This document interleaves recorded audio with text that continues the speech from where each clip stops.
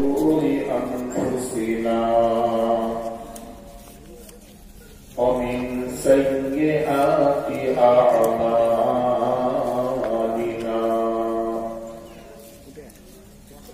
من يهده الله فلا مضل له ومن يضلله فلا هادي له ونشهد أن لا إله إلا الله وحده لا شريك له وأشهد أن محمدا عبده ورسوله أرسله بالحق بشيرا ونذيرا وداعيا إلى الله بإذنه وسراجا منيرا ما كان محمد أبا أحد من رجالكم ولكن رسول الله وخاتم النبيين وكان الله بكل شيء عليما وقال تعالى مخبرا وآمرا إن الله وملائكته يصلون على النبي يا أيها الذين آمنوا صلوا عليه وسلموا تسليما اللهم صل على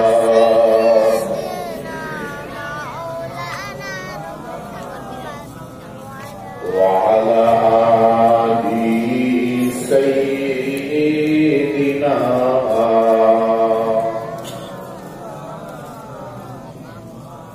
محمد بشر ليس كالبشر يقوت حجر ليس كالحجر اللهم صل على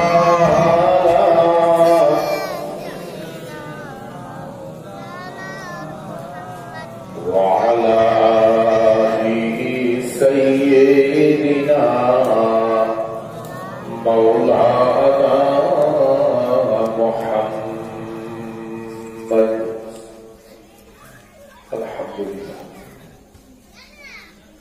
الحمد لله رب العالمين والصلاة والسلام على سيد المرسلين وعلى آله وأصحابه أجمعين أما بعد فقد قال الله تعالى في القرآن المجيد لقد كان لكم في رسول الله أسوة حسنة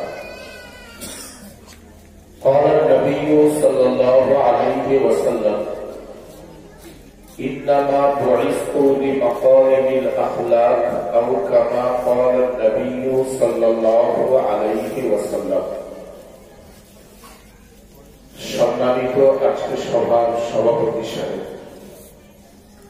আমন্ত্রিত সম্মানীয় ওলামা হযরত জাকিরিন সলিহিন নেককার মুমিন মুত্তাকি আমার ভাইজান ও বাবাজি পর্দার আড়ালে থাকা ধার্মিকা আমার মায়েরা বোনেরা সকলকে প্রতি আমার আন্তরিক মোবারকবাদ, সালাম, শুভেচ্ছা জানিয়ে সে আল্লাহর প্রশংসা করি যে আল্লাহ সুবহানাহু ওয়া তাআলা আমাকে আপনাকে কিছু সময়ের জন্য এই পাক ভূত পবিত্র মাজমায় উপস্থিত হওয়ার তৌফিক দিয়েছেন। সকলে বলি আলহামদুলিল্লাহ।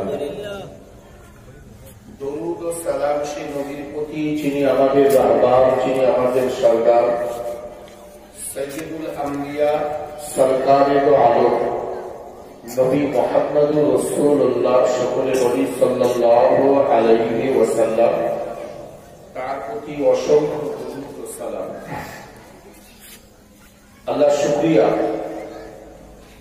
সন্ধ্যার পর থেকে এতক্ষণ পর্যন্ত বিভিন্ন ওলামা হযরতের মুখে কোরআন হাদিসের আলোকে জ্ঞানগর্ভ অনেক আলোচনা আপনারা শুনছিলেন। বিশেষ করে আমার পূর্বে জনাব আলহাজ হযরত বাহারুল ইসলাম সাহেব, তিনি তার জ্ঞানগর্ভ আলোচনা করছিলেন। আজকে পবিত্র রবিউল আউয়াল মাসের 10 তারিখ।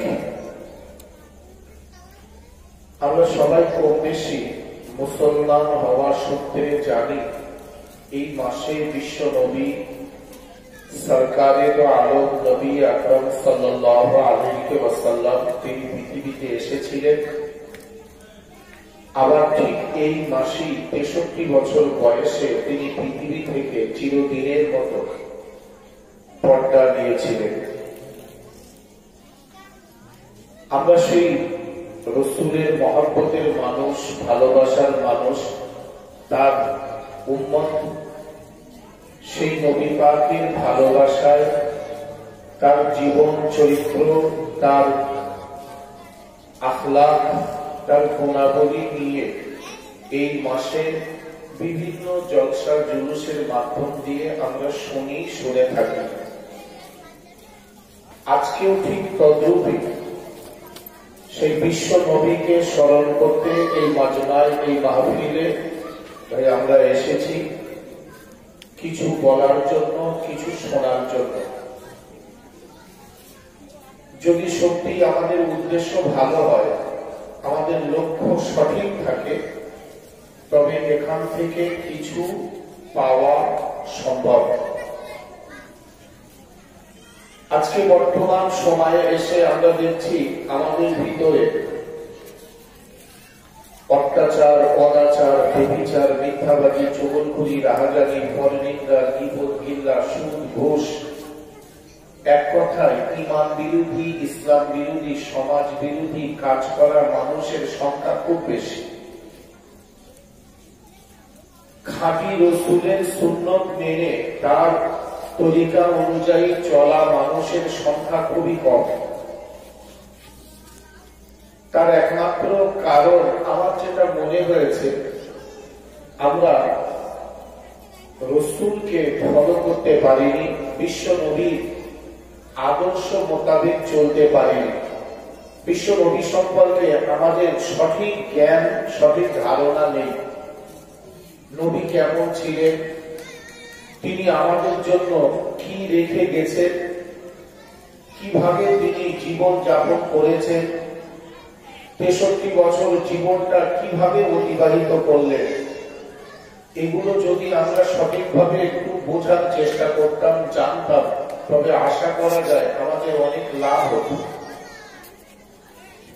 আমরা ধারণা করেছি যে বয়স হয়ে গেলে টুপি পরে, দাড়ি রেখে একটু নামাজ কালাম করে দিলেই মনে হয় ইসলাম হয়ে যায়। তাই আসলে যে ইসলাম কি, এটা বোঝার খুব অভাব আমাদের। ইসলাম আসলে তো সর্বাঙ্গীন সুন্দর একটা জীবন বিধান। খাওয়া, পড়া, ওঠা, বসা, লেনদেন, ব্যবসা বাণিজ্য, চাকরি বাকরি, বিয়ে শাদী, ছেলে মেয়ে, বিবি, সকলকে নিয়ে সুন্দর একটা সিস্টেমে জীবন পরিচালিত করা একটা কানুনের উপরে, সেটা হলো ইসলাম। অর্থাৎ শুধু টুপি পরার নাম ইসলাম না, শুধু দাড়ি রাখার নাম ইসলাম না, শুধু জুব্বা পরার নাম ইসলাম না, শুধু তসবিহ গোনার নাম ইসলাম না, শুধু হজ করার নাম ইসলাম না। ইসলাম সর্বাঙ্গীন সুন্দর, অর্থাৎ আমার সকাল থেকে সন্ধ্যা পর্যন্ত, জীবনের শুরু থেকে শেষ পর্যন্ত সব কাজটাই ইসলাম। সব কাজের ভিতরেই আল্লাহ রিজামন্দি সন্তুষ্টি নিয়ে আমাকে আপনাকে চলতে হবে। আর সেটা সহজ হবে তখন যখন আমরা রাসূলুল্লাহকে জানবো, বিশ্ব নবী কি করেছেন, কেমন ভাবে তিনি খেয়েছেন পড়েছেন। তিনি তো বৈরাগী ছিলেন না, তিনি একজন সাংসারিক ছিলেন। মানে আমরা তো একটা বিয়ে করেছি তাতেই আমরা অস্থির হয়ে গেছি। আল্লাহ নবীর 11টা স্ত্রী ছিল, আমাদের একটা দুটো বাচ্চা। আল্লাহ নবী সাল্লাল্লাহু আলাইহি সাল্লামের 7টা সন্তান ছিল, 4টে মেয়ে 3টে ছেলে। তৈয়ব, তাহির, ইব্রাহিম 3টে ছেলে, 4টে মেয়ে, উম্মে কুলসুম, রুকাইয়া, জায়নাব আর ফাতেমা। তো এতগুলো লম্বা চওড়া একটা মানুষের সংসার, তার ভিতর দিয়ে তিনি রাজনীতি করেছেন, অর্থনীতি, সমাজনীতি, পারিবারিক নীতি, সবার ঊর্ধ্বে ছিলেন তিনি। আল্লাহ নবীকে জিজ্ঞাসা করা হলো, ইয়া রাসূলুল্লাহ, আপনার তো অর্থ বল নেই, লোকবল নেই, অস্ত্র বল নেই, তো কিসে মানুষ আপনার এত মুগ্ধ হয়ে যায়? আল্লাহ নবী বলেছিলেন, ইন্নামা বুইসতু লিমাকারিমিল আখলাক। আল্লাহ আমাকে একটা উত্তম চরিত্র দিয়েছে, উত্তম আদর্শ দিয়েছে। আমি আমার চরিত্রের গুলিতে সব ঘায়েল করেছি। অর্থাৎ আমার কাছে তারাই আসে যারা আমার আদর্শ দেখে মুগ্ধ হয়। আমি কারো ভয় দেখাই না, মুসলমান না হলে মেরে দেবো, গাড়ি না রাখলে পেটাই করবো, একবারও বলি। তারা মুগ্ধ হয়ে ইসলামে অনুপ্রেরিত হয়েছে, তারা ইসলামের ছায়াতলে চলে এসেছে আমার আচার আচরণে ব্যবহারে মুগ্ধ হয়ে। আমি কাউকে টাকাও দেইনি, পয়সাও দেইনি, ভয়ও দেখাইনি, গুলিও মারিনি, জবরদস্তি করিনি। কারণ আল্লাহ কোরআনে বলেছেন, লা ইকরাহা ফিদ্দীন ক্বাদ তাবায়্যানা রুশদু মিনাল গায়। ধর্মের নামে কোনো জবরদস্তি নাই। ভাই আপনি নামাজ নাই বা পড়লেন, আমার তাতে কি? আপনি টুপি নাই বা পড়লেন, আমার তাতে কি? আমি কেন জোর করতে যাব? নামাজ পড়া, রোজা করা, ধর্ম মানা, এটা ব্যক্তিগত ব্যাপার। এটা তো ব্যক্তিগত ব্যাপার। আপনি নামাজ পড়লে, রোজা করলে, যাকাত দিলে, ফিতরা দিলে, কোরআন পড়লে, তাসবিহ পড়লে আপনি জান্নাতে যাবেন। আপনি আমার ভাগও তো দেবেন না। আমি খুব পায়ে ধরে, হাতে ধরে, বাবা বাঁচা করে আপনাকে নামাজ পড়ালাম, আপনি কি আমার সওয়াব দেবেন? দেবেন, আর দেওয়া যাবেও।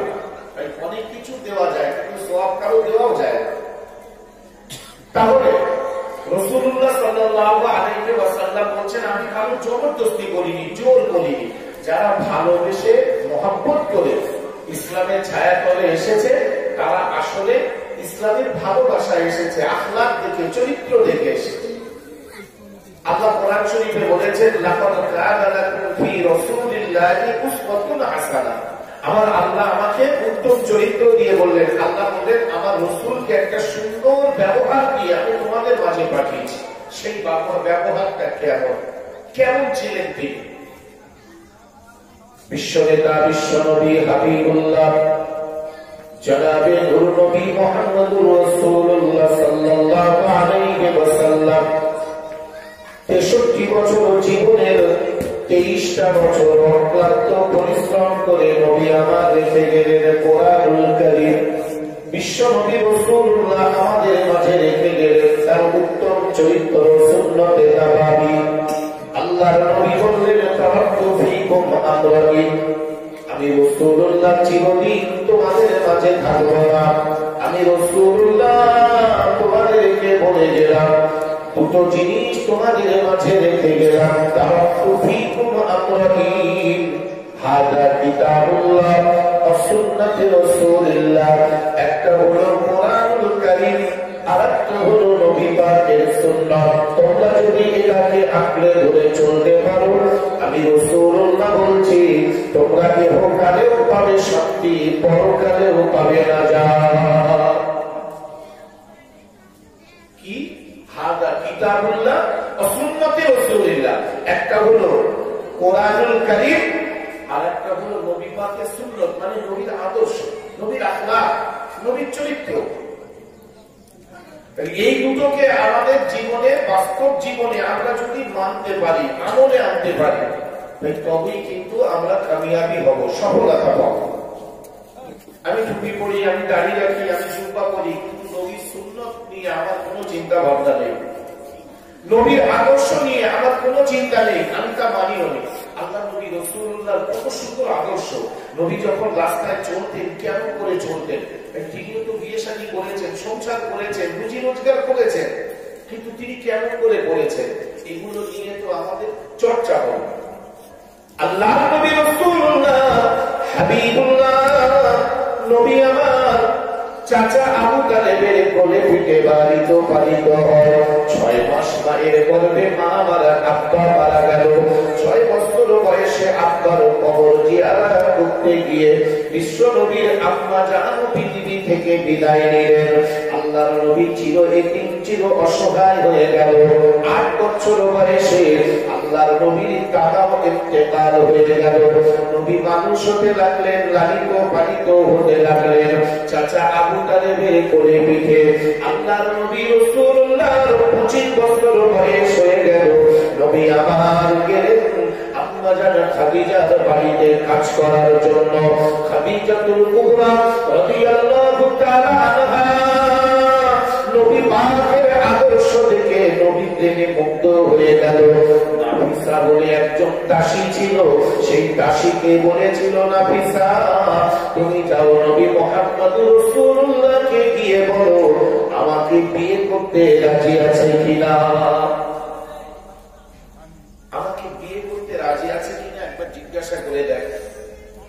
বিশ্বনবী রাসূলুল্লাহর বয়স তখন 25, আম্মা জান খাদিজাতুল কুবরা রাদিয়াল্লাহু তাআলা আনহার বয়স তখন 40। ভাই স্বাভাবিকভাবে আমাদের বিয়ে হয়, ছেলের বয়স বেশি, মেয়ের বয়স কম, এর অনেক কারণ আছে।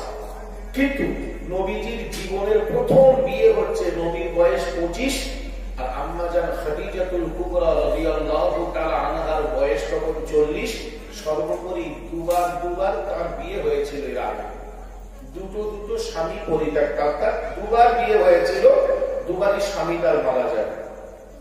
তাই আম্মা জান খাদিজা চিন্তা নিয়েছিলেন আর বিয়ে করব না, কিন্তু আমার নবীর আখলাক দেখে, তার ব্যবহার দেখে, তার চরিত্র দেখে আম্মা জান খাদিজা মুক্ত হয়ে গেল। কেন? আল্লাহর নবী রাসূলুল্লাহ ব্যবসার জন্য যখন বাইরে বার হয়, রাস্তা দিয়ে যেতে যেতে আল্লাহর নবী রাসূলুল্লাহর দিকে লক্ষ্য রাখে। নাফিসা বলে একজন দাসী, রাসূলুল্লাহ যখন প্রচন্ড রৌদ্রের ভিতরে হেঁটে হেঁটে যায়, আকাশের এক টুকরো মেঘ এসে আল্লাহর নবী রাসূলুল্লাহর মাথার উপরে ছায়া করে বসে থাকে। আল্লাহর নবীর গায়ে রোদ লাগতে দেয় না, সামনে পিছনে ডাইনে বামে নবীর কোনো ছায়া পড়ে না। এই দৃশ্য দেখে নাফিসা মালিকা খাদিজাকে সব বর্ণনা দিয়েছিল। খাদিজা বলেছিল, হে আমার নাফিসা তুমি যাও নবী মুহাম্মদ রাসূলুল্লাহকে গিয়ে বলো আমাকে বিয়ে করতে রাজি আছে কিনা।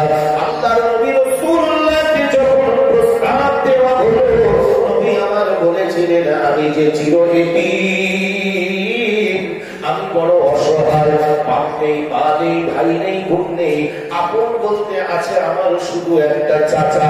আল্লাহর নবী বলেন খাদিজা একজন ধনী মহিলা, আমাকে বিয়ে করবে, আমি যে বড্ড গরীব, আমি যে খুব অসহায়, এত বড় ধনী মানুষ আমাকে বিয়ে করবে, আমার সঙ্গে থাকতে পারবে? আমি যে অসহায়, আমি যে বড্ড গরীব।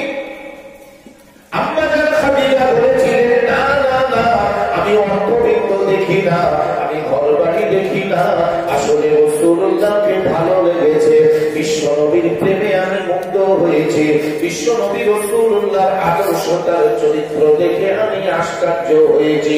এমন একটা মানুষ যদি আমার স্বামী হয়, আমার জীবন ধন্য হয়ে যাবে, আমার জীবন পূর্ণ হয়ে যাবে। আমি সেই লক্ষ্যে রাসূলুল্লাহকে বলেছি আমাকে বিয়ে করতে। আল্লাহর নবী বললেন আমার একটা চাচা আছে, আমার চাচা আবু তালেব আমার অভিভাবক, আমার চাচার সম্মতির প্রয়োজন, আমার চাচা আছে। এই কথা তো আমি একা একা বলতে পারবো না, আমার চাচার কাছে প্রস্তাবটা দিতে হবে, যেহেতু তিনি আমার অভিভাবক, তিনি আমার গার্জিয়ান। রাসূলুল্লাহ চাচার কাছে বলা হলো, আপনার ভাতিজা মুহাম্মদ সাল্লাল্লাহু আলাইহি ওয়াসাল্লামকে বিয়ে দেবেন। তখনও কিন্তু নবীজি নামাজ পড়তে, রোজা করতে, কলমা পড়তে, টুপি পড়তে, দাড়ি রাখতে সব কাউকে বলেননি। তখন ইসলাম প্রচার শুরু করেনি। নবীজির প্রতি দুশ্মনী বেড়ে গেল আবু জেহেলের। কেন?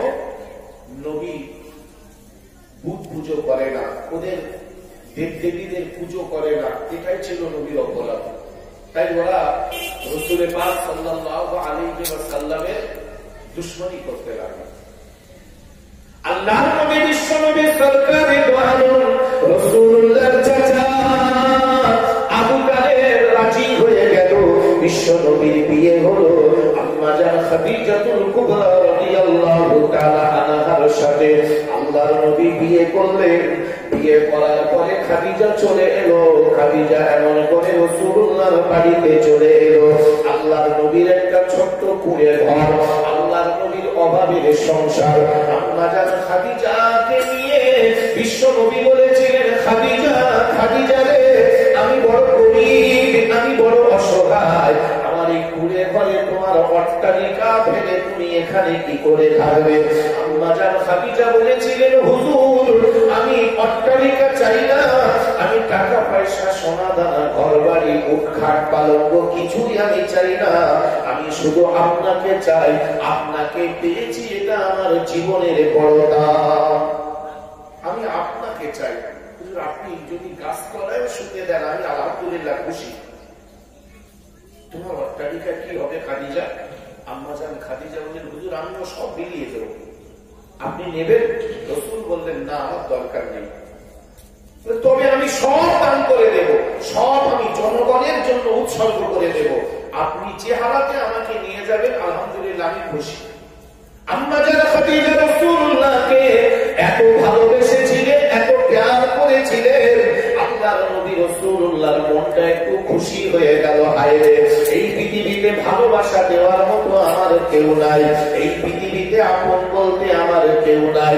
এই মক্কায় আবু জেহেল, আবু লাহাব, আবু সুফিয়ান, উতবা, উতাইবা, শাইবা, ইকরামা, মুগীরা, কাআব বিন আশরাফ, উবাই ইবনে সুলুল, সব নাম করা বড় বড় বেঈমান। এই বেঈমানের দলেরা আমার দুশমন, এরা আমার সঙ্গে দুশমনি করে, আমাকে কঠোর সাজা দেয়, আমার সঙ্গে খারাপ আচরণ করে। আল্লাহর নবীর এই মুহূর্তে খাদিজার ভালোবাসায় নবী মুগ্ধ হলেন, নবী আনন্দে উৎফুল্ল হয়ে গেলেন।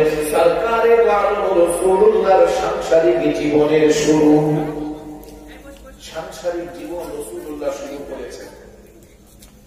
একদিন রাতের বেলা নবী বাড়ি এসেছেন। আম্মা জান খাদিজাতুল কুবরা রাদিয়াল্লাহু তাআলা আনহা ডাকছেন, খাদিজা, ও খাদিজা, দরজাটা খোলো, আমি বাড়ি এসেছি। একবার দেখেছেন, দরজা খুলে গিয়েছে।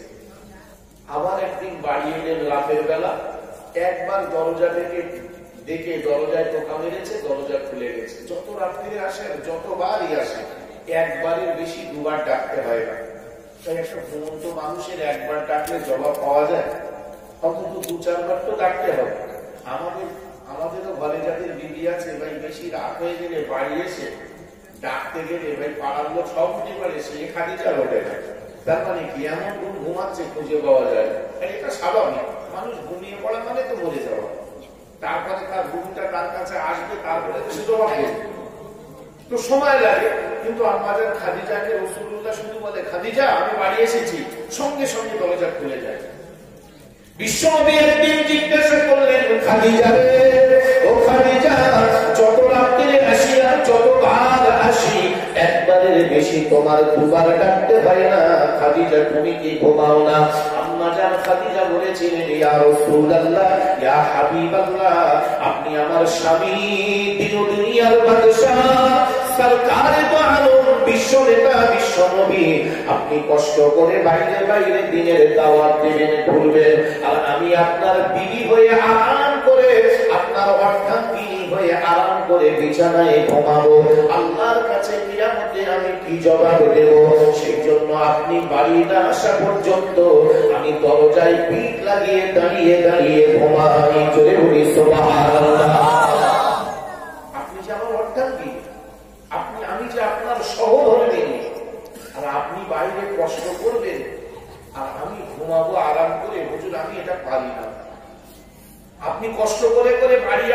আবার এসে আমার ডাকতে কষ্ট করতে হবে, এটা আমি পারি না। সেজন্য আপনি বাড়ি না আসা পর্যন্ত আমি দরজায় পিঠ লাগিয়ে দাঁড়িয়ে দাঁড়িয়ে ঘুমাই। আপনি এসে খাদিজা বলে যেই টোকা মারে আমার পিঠে বাড়ি লাগে, আমি দরজা খুলে দেই, আমার দুবার ডাকা লাগে না। আল্লাহর নবী এত আনন্দ পেলেন, এত খুশি হলেন, রাসূলুল্লাহ খাদিজাকে কোলের মধ্যে টেনে এনে তার কপালে চুমা দিয়ে রাসূলুল্লাহ বলেছিলেন, খাদিজা আমি আব্বা চোখে দেখিনি, 6 বছর বয়সে মা হারিয়ে ফেলেছিলাম, আমি এমন করে মার আদর পাইনি, আমি যখন বড় হয়েছি আমার আদর করার কেউ নাই। ও খাদিজা তুমি যে আমাকে এত ভালোবাসো, তুমি যে আমাকে এত প্যার করো খাদিজা, তোমার মহব্বতে আমার বুকটা আনন্দে ভরে যায়। আল্লাহর নবী রাসূলুল্লাহ তাই বাড়ি এসে আম্মা জান খাদিজাকে ডাকতেন আর বলতেন, ইয়া খাদিজাতুল কুবরা আসসালামু আলাইকা, ইয়া খাদিজাতুল কুবরা মা খবরুকা। হে খাদিজা তোমার উপরে আল্লাহর রহমত বর্ষণ হোক। খাদিজা বলো তুমি কেমন আছো? আল্লাহর নবী রাসূলুল্লাহ জবাবে আম্মা জান খাদিজা বলতেন, ওয়া আলাইকুমুস সালাম, আলহামদুলিল্লাহ আনা বিখাইর। হুজুর আল্লাহর রহমত আপনার উপরে বর্ষণ হোক। হুজুর আমি খুব ভালো আছি। আল্লাহ নবী বললেন, খাদিজা আমার যে বড় অভাব, মাসের পরে মাস চলে যায় উনানে কোনো আগুন জ্বলে না। তার মানে আগুন ধরিয়ে খানা পাকাবে, খানা নেই তো আগুন ধরাবে কি? একটু খোরমা খেজুর আর জমজমের পানি এই খেয়েই বলছে 3টে চাঁদ দেখেছি, আমাদের উনানে আগুন জ্বলেনি। 3টে চাঁদ মানে 2 মাস, 3টে চাঁদ দেখা মানে 2 মাস। কি করে চলেছে? খোরমা, আরবের খাবার খোরমা, খোরমা খেজুর আর জমজমের পানি, ওই খেয়েই আমাদের পেট ভরে যায়। এত কথা রাসূলুল্লাহ বললেন, খাদিজা এত কষ্টের মধ্যে থেকেও তুমি বলো আমি ভালো আছি। আম্মা জান খাদিজা বলেছিলেন, হুজুর আপনি আমার স্বামী, আপনি যখন আমার পাশে আসেন, আপনাকে নিয়ে যখন আমি ঘুমাই, হুজুর আমার খিদে বন্ধ হয়ে যায়, আমার কিছু আর দুনিয়ার কিছুই লাগে না। আপনি আমার পাশে থাকলে আমার জীবনটা আনন্দে ভরে যায়। হুজুর আমি সোনা দানা টাকা পয়সা কম মালিক ছিলাম না, আরবের 7 জন ধনী মানুষের ভিতরে আমি একজন ধনী ছিলাম। আমার সোনা দানা টাকা পয়সা উৎখাট পালঙ্গ অনেক ছিল, তবু আপনাকে পেয়ে আমার জীবন ধন্য। হুজুর আমি টাকা পয়সা চাই না, খাওয়া পড়া বেশি চাই না, আপনি জীবন ধারণের জন্য আমাকে যেটা দেবেন ওইটুকুই শুকরিয়া। হুজুর আপনি আমার দিকে চেয়ে দেখবেন, আপনি আমাকে আদর করবেন, এটাই আমি আপনার কাছে চাই। আল্লাহর নবী রাসূলুল্লাহর সংসার চলতে চলতে আল্লাহর নবীর 29 বছর বয়স হলো। নবী পাক সাল্লাল্লাহু আলাইহি ওয়াসাল্লামের একটা মেয়ে সন্তান হলো, নাম রাখলেন উম্মে কুলসুম। রাসূলুল্লাহর একটা প্রথম মেয়ে সন্তান হলো, তার নাম রাখলেন উম্মে কুলসুম। তার 2 বছর পরে আবার একটা মেয়ে হলো, নাম রাখলেন রুকাইয়া। আবার একটা মেয়ে হলো, তার নাম রাখলেন জায়নাব। বিশ্বনবী রাসূলুল্লাহ বলেছিলেন, আমি নবী পরপর 3টে মেয়ে সন্তানের বাপ, তোমরা যারা এমন করে 3টে মেয়ে সন্তান জন্ম দিয়েছো আর তাদেরকে যদি সঠিকভাবে লালন পালন করো, আমি রাসূলুল্লাহ বলছি কিয়ামতের দিন আমি নবীজি আর তুমি, আমি নবীজি আর ওই মেয়ের বাপ, আমি রাসূলুল্লাহ বলছি আমরা পাশাপাশি থাকবো কিয়ামতে। জোরে বলি সুবহানাল্লাহ। কারণ আমি পরপর 3টে মেয়ে সন্তান জন্ম দিয়েছি, 3টে মেয়ের বাপ। ওই জামানায় মেয়ে হলেই মাটির নিচে জীবন্ত পুঁতে দিত, মানে মেয়ে মানে কুসন্তান। এখনো বলে মসজিদে 100 টাকা দান করছে আর বলছে কিসের দান? বলে আমার একটা সুসন্তান হয়েছে তাই দান করছি। ভাই সুসন্তান যদি ছেলে হয় তাহলে মেয়ে কুসন্তান? নাউজুবিল্লাহ, এরকম বলা যাবে না। ভাই সন্তান সেটা বাপ মার কাছে কোনোদিন ছোট বড় হয়? ধরে নেন একটা ছেলে খুব সুন্দর সাদা পরিষ্কার ধবধবে, আর একটা ছেলে কালো, চোখটা কানা। ভাই মা কি কোনোদিন ওই কালো বলে কানা বলে ছোট নজরে দেখে? মার কাছে বাপের কাছে সন্তান ছোট বড় হয় না, সবাই এক। সে কালো হোক, সে খোড়া হোক, সে ন্যাংলা হোক, সে বোবা হোক, মা আছে। বিশ্বনবী রাসূলুল্লাহ বললেন আমার সন্তান হয়েছে, 3টে পরপর মেয়ে সন্তান, আমি 3টে মেয়ের বাপ। বিশ্বনবী বললেন, যে জামানায় মেয়েদেরকে মাটির নিচে জীবন্ত পুঁতে দিত, আমি রাসূলুল্লাহ 3টে মেয়ে সন্তান জন্ম দিলাম, আমার আনন্দে আত্মহারা হয়ে গেলাম। এমন করে আমার সংসার চলতে লাগে। বিশ্বনবী রাসূলুল্লাহ হাবিবুল্লাহ নবী আমার সংসার জীবনে পদার্পণ করলেন। আল্লাহর নবীর বয়স হয়ে গেল 35 বছর। 35 বছর বয়স হয়ে গেছে। নবী কিন্তু এখনো কারো বলিনি নামাজ পড়ো, রোজা করো, যাকাত দাও, ফিতরা দাও, কলমা পড়ো, কোরআন পড়ো, এসব কথা নবী কারো বলিনি। রাসূলুল্লাহ কারো তখনও বলিনি। তখন দিনের দাওয়াত দেওয়া তো শুরু হয়নি। বিশ্ব নবী থাকে ঘরের ভিতরে, আরবের বেঈমান বেদিন গুলো সব ছোট বড় বলে, যেহেতু নবী ওদের ঠাকুর পুজো করে না, এটাই নবীর অপরাধ। নবীর চাচা আবু জেহেল বলছে, আচ্ছা তুমি কেন আমাদের এই দেবদেবীদের উপাসনা করো, তোমার কি অসুবিধে? রাসূল বললেন, আমি এক আল্লাহর উপাসনা করি। তখন আবু জেহেল বলছে, আল্লাহ এক, কই তোমার আল্লাহ? আমাদের আল্লাহ তো সব দেখা যাচ্ছে, লাত উজ্জা হবল দবল ঠাকুর সব দেখা যাচ্ছে, আমার আল্লাহ, তোমার আল্লাহ কই? আল্লাহ নবী বললেন, আমার আল্লাহ তো দেখা যায় না, আমার আল্লাহ দেখা যায় না, আমার আল্লাহ নিরাকার, তিনি কোন আকারের মধ্যে নেই।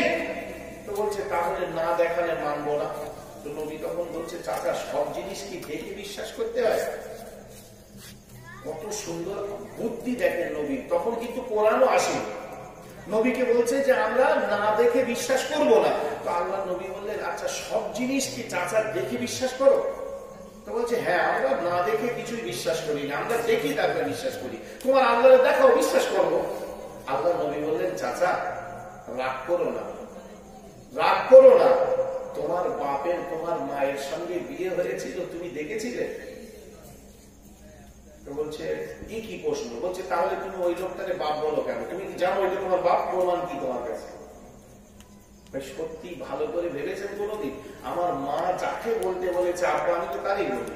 আমার মা জানে আমার জন্ম কে দিয়েছে, আমার মাই তো জানে। তাই আমার মারা কি করে, বলছি তোমার আব্বা এসেছে, কেউ বলে আব্বু এসেছে, কেউ বলে তোমার আব্বা এসেছে, যে যেমন ভাবে ডাকে, বলছি যাও ওই যে তোমার আব্বা, ওই যে তোমার আব্বা বলে কোলে তুলে দেয়। ছোট থেকে দেখতে দেখতে দেখতে দেখতে বুঝে গেছি এই লোকটা আমার আব্বা। ভাই আমি কি জানি আমার ওইটা আমার আব্বা? উনি যে আমার জন্ম দিয়েছে, আমার কাছে কোনো প্রমাণ আছে? আমরা কি তাই তো তোমার আব্বা বলবো, দেখিনি রক্ত পরীক্ষা করে ঠিক আছে তো নাকি? এরকম বলি কোনোদিন? জীবনে বলেছি ও মা তুমি ওই লোকটার আব্বা বলতে বলছেন, ওই লোকটা তো না অন্য কেউ, এরকম বলেছি কোনোদিন? মা চারে আব্বা বলতে বলে, আমরা কারে বলি? ভাই এখানে কোনো প্রমাণ চাই আমরা? প্রমাণ দিতে হবে, কবে বের হতো, সত্যি তো নাকি মিথ্যা কথা পাচ্ছে, এরকম বলি কোনোদিন? কেউ বলে না। কেন? আমার মা যাকে আব্বা বলতে বলেছে আমি তাকেই আব্বা বলি, কারণ আমার মা জানে আমাকে কে জন্ম দিয়েছে, এটা আমার মাই বলতে পারে, আর তো পৃথিবীর কেউ বলতে পারবে না। রাসূলুল্লাহ যেই কথা বলেছে, আবু জেহেল কোনো জবাব দিতে পারি না, উত্তর দেবে কি? ওর কাছে উত্তর নেই তো আর। বলছে, চাচা তুমি সব জিনিস দেখে বিশ্বাস করো, এটা ভুল কথা, এটা ভুল কথা। বলছে, আর একটা কথা বলি চাচা, যদি এখানে একটা গোবর পড়ে থাকে তাহলে তোমার কি মনে হবে? বলছি, এটা গরুর কাজ। বলে, তুমি কি দেখেছো গরু পায়খানা করেছে? পায়খানাটা দেখে বোঝা গেল এই রাস্তা দিয়ে নিশ্চিত গরু গিয়েছে, কারণ গোবর, গরুর পায়খানারে আমরা গোবর বলি। ধরে নেদি পড়ে রয়েছে, নেদি পড়ে রয়েছে, ভাই নেদি পড়েছে মানে কেউ কি বলবে মনে হয় সেই সাতটা চাষা গপ্পা চাষা পায়খানা করেছে, বলে কেউ? নেদি মানে ছাগলের কাজ। তাহলে আমরা ছাগল দেখতে পাইনি, নেদি দেখতে পেয়েছি, তার মানে বোঝা গেল নিশ্চিত এই রাস্তা দিয়ে ছাগল, ভেড়া, দুম্বা কিছু গিয়েছে, তা না হলে এইরকম পায়খানা তাদেরই হয়। তো ধরে নেন উদাহরণস্বরূপ, দূরে একটা অনেক দূরে আগুন জ্বলছে, এই ধোঁয়া দেখা যাচ্ছে, অনেক দূরে ধোঁয়া দেখা যাচ্ছে, বা ভাটা, ইট ভাটা, ইট ভাটার চিমনি দিয়ে অনেক দূর থেকে ধোঁয়া উঠছে। ভাই তার মানে কি? ধোঁয়াটা আমরা দেখতে পেয়েছি, আগুন ছাড়া ধোঁয়া হয়? আগুন ছাড়া ধোঁয়া হয় না। ভাই ভাটার ওই তলায় পাঁচায় ওর মধ্যে জাহান্নামের মতো, কোনোদিন দেখেছেন ওই ডালা খুলে খুলে কয়লা দেয়? বোঝা যাবে জাহান্নাম কারে বলে। একটু মাঝে মধ্যে গিয়ে দেখে আসবে, টক টক টক টক করছে, মনে হবে ছোট জাহান্নাম এই সেই আগুন গলগল গলগল করছে। ভাই ওই জায়গাটায় একটুখানি গিয়ে দেখে আসবেন জাহান্নাম কারে বলে। অত জোরে আগুন জ্বলে বলেই তো সেই উপর দিয়ে ধোঁয়া বেরোয়। তাহলে ধোঁয়া আমরা দেখতে পেয়েছি, আগুন দেখতে পাইনি। তাহলে ধোঁয়াটা দেখে কিসের জ্ঞান হলো?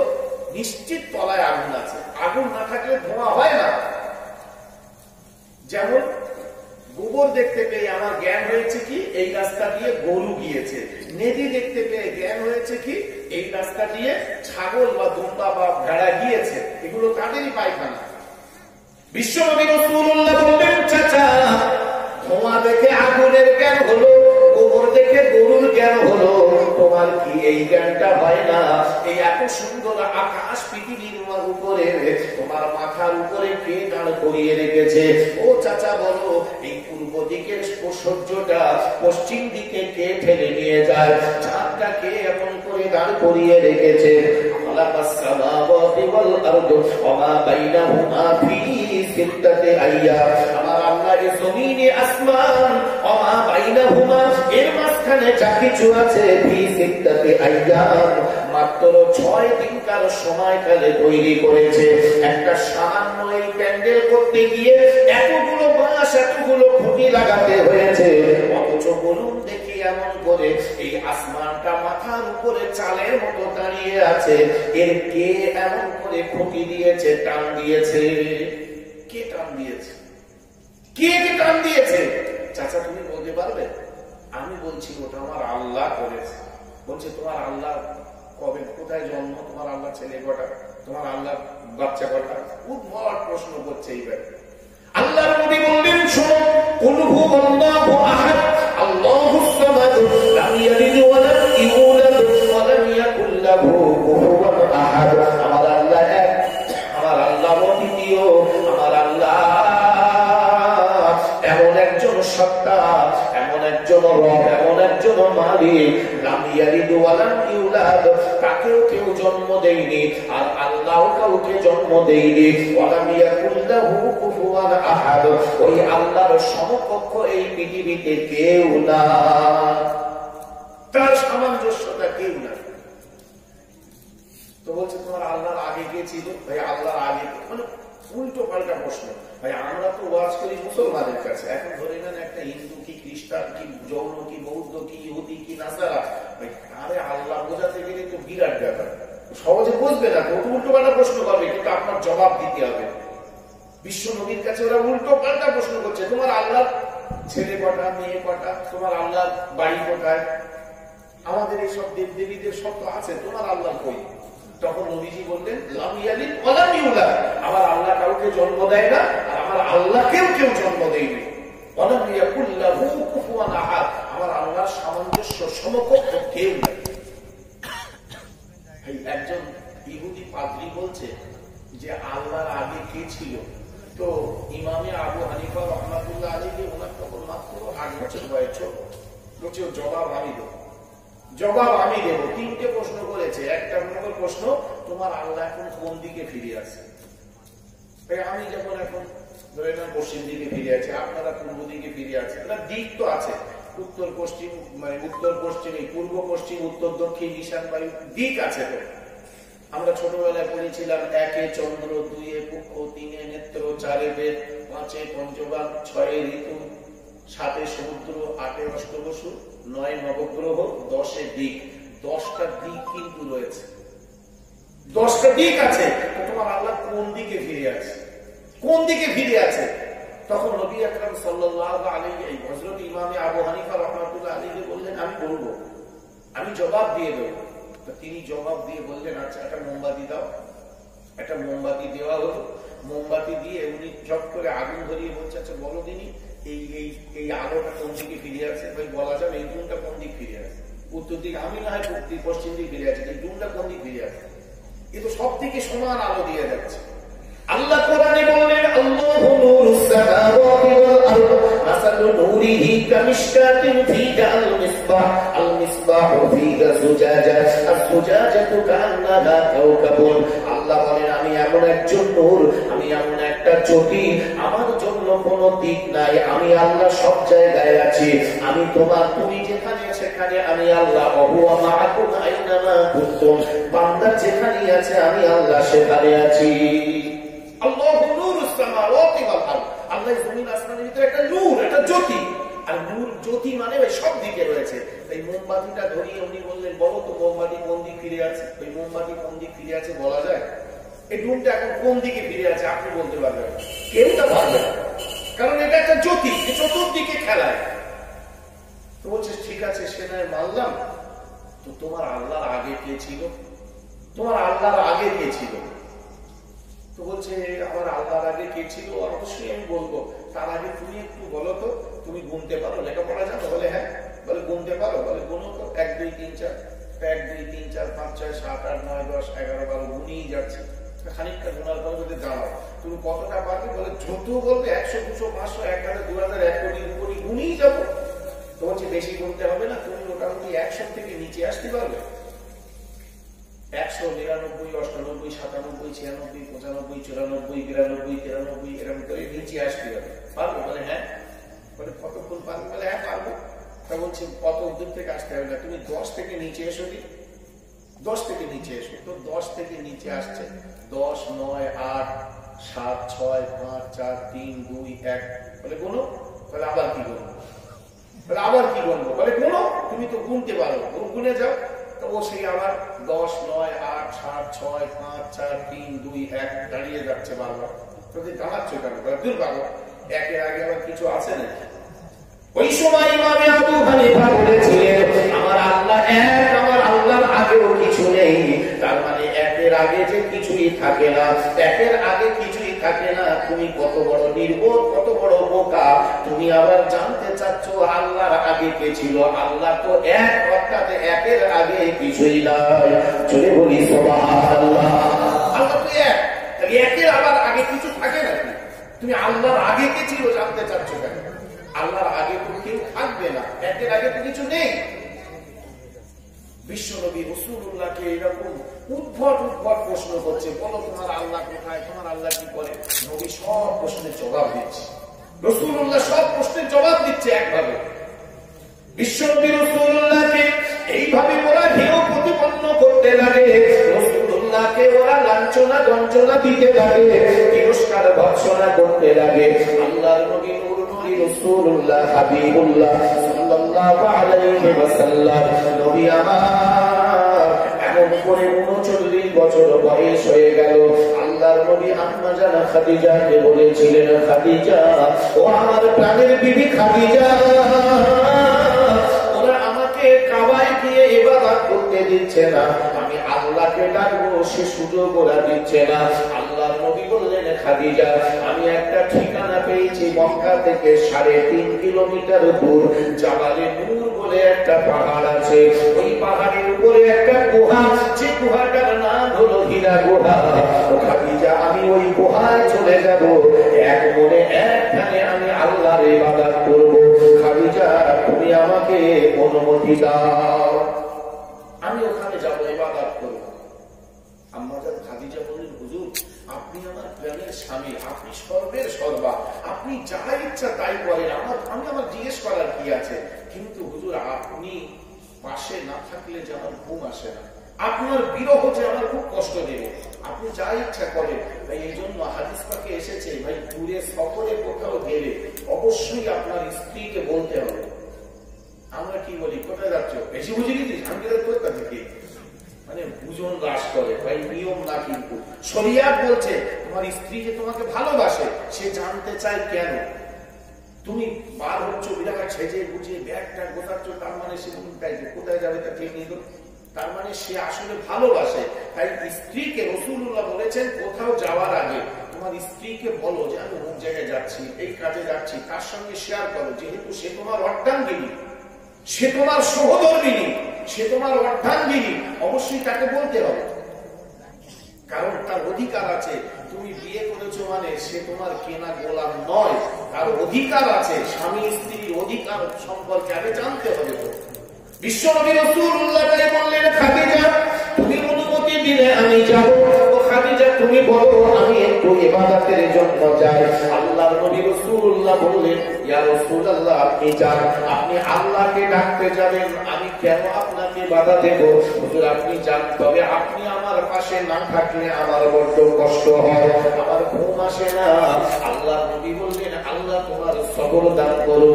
আল্লাহর নবী রাসূলুল্লাহ মক্কা থেকে 3.5 কিলোমিটার দূর জাবালে নূর নামক ওই পাহাড়ে বিশ্ব নবী চলে গেলেন।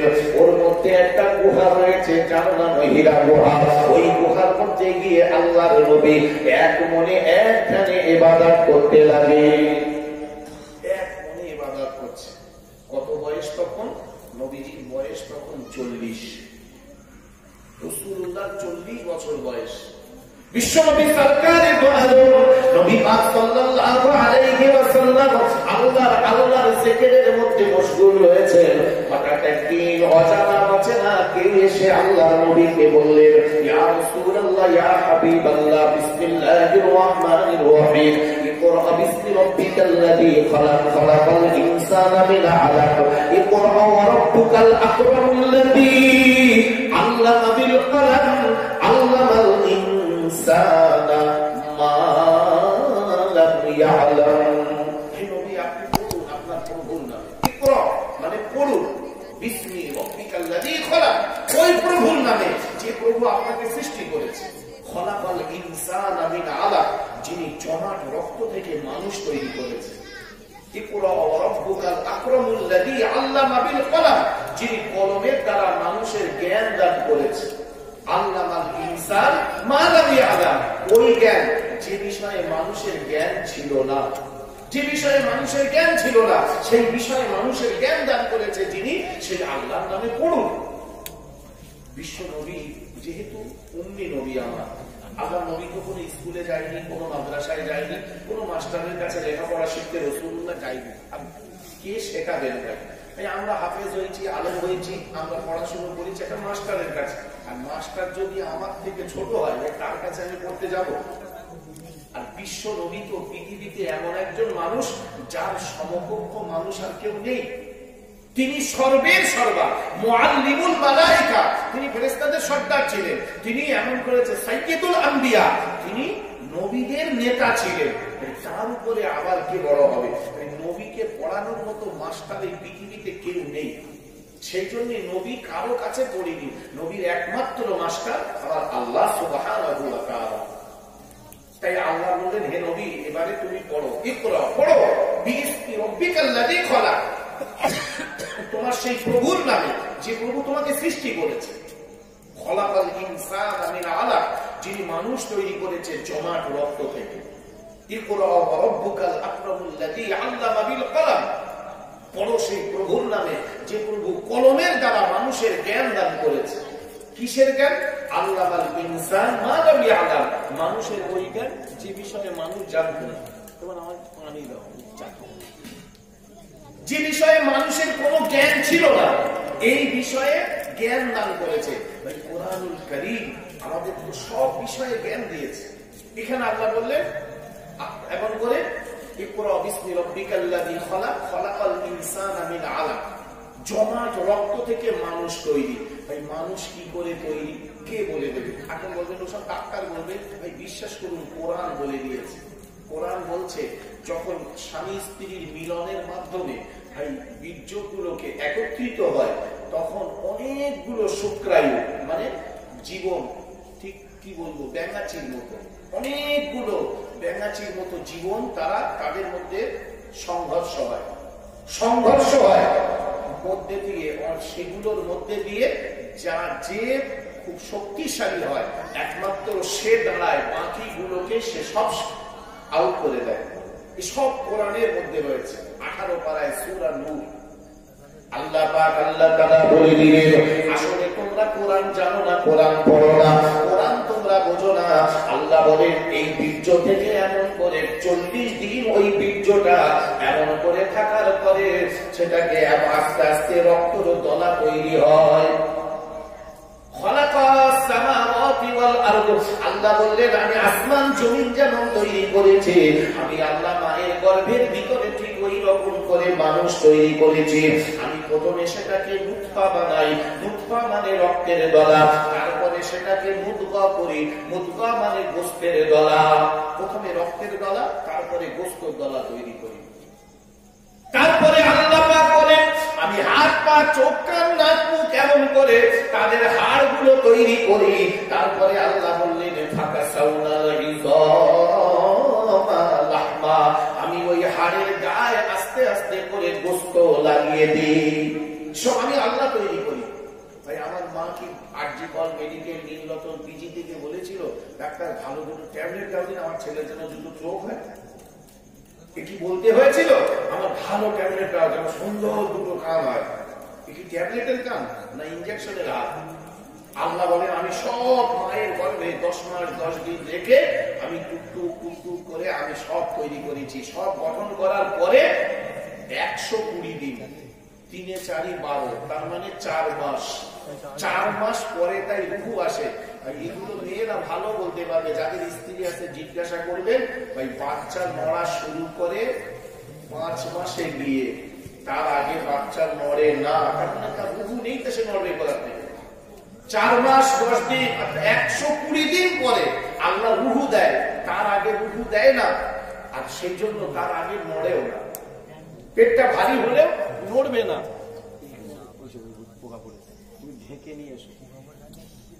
এমন করে আল্লাহ সুবহানাহু ওয়া তাআলা বললেন যে 4 মাস 10 দিন পরে আমি সেখানে রুহু দেই। রুহু দেওয়ার পরে আমি আল্লাহ সুবহানাহু ওয়া তাআলা কি করি? সেটাকে সুন্দর করে একটা গঠন তৈরি করি। কে বলেছে? ইয়া আইয়ুহান নাসু তাকু রাব্বাকুমুল্লাযী খালাকাকুম মিন নাফসিন ওয়াহিদা ওয়া খালাকা মিনহা যাওজাহা ওয়া বাথা মিনহুমা রিজালান কাসীরান ওয়া নিসাআ ওয়াত্তাকুল্লাহাল্লাযী তাসাআলুনা বিহি ওয়াল আরহাম ইন্নাল্লাহা কানা আলাইকুম রাকীবা। কোরআন শরীফে স্পষ্ট করে আমার আল্লাহ বলে দিলেন, ইয়া আইয়ুহান নাসু তাকু রাব্বাকুমুল্লাযী খালাকাকুম মিন নাফসিন ওয়াহিদা।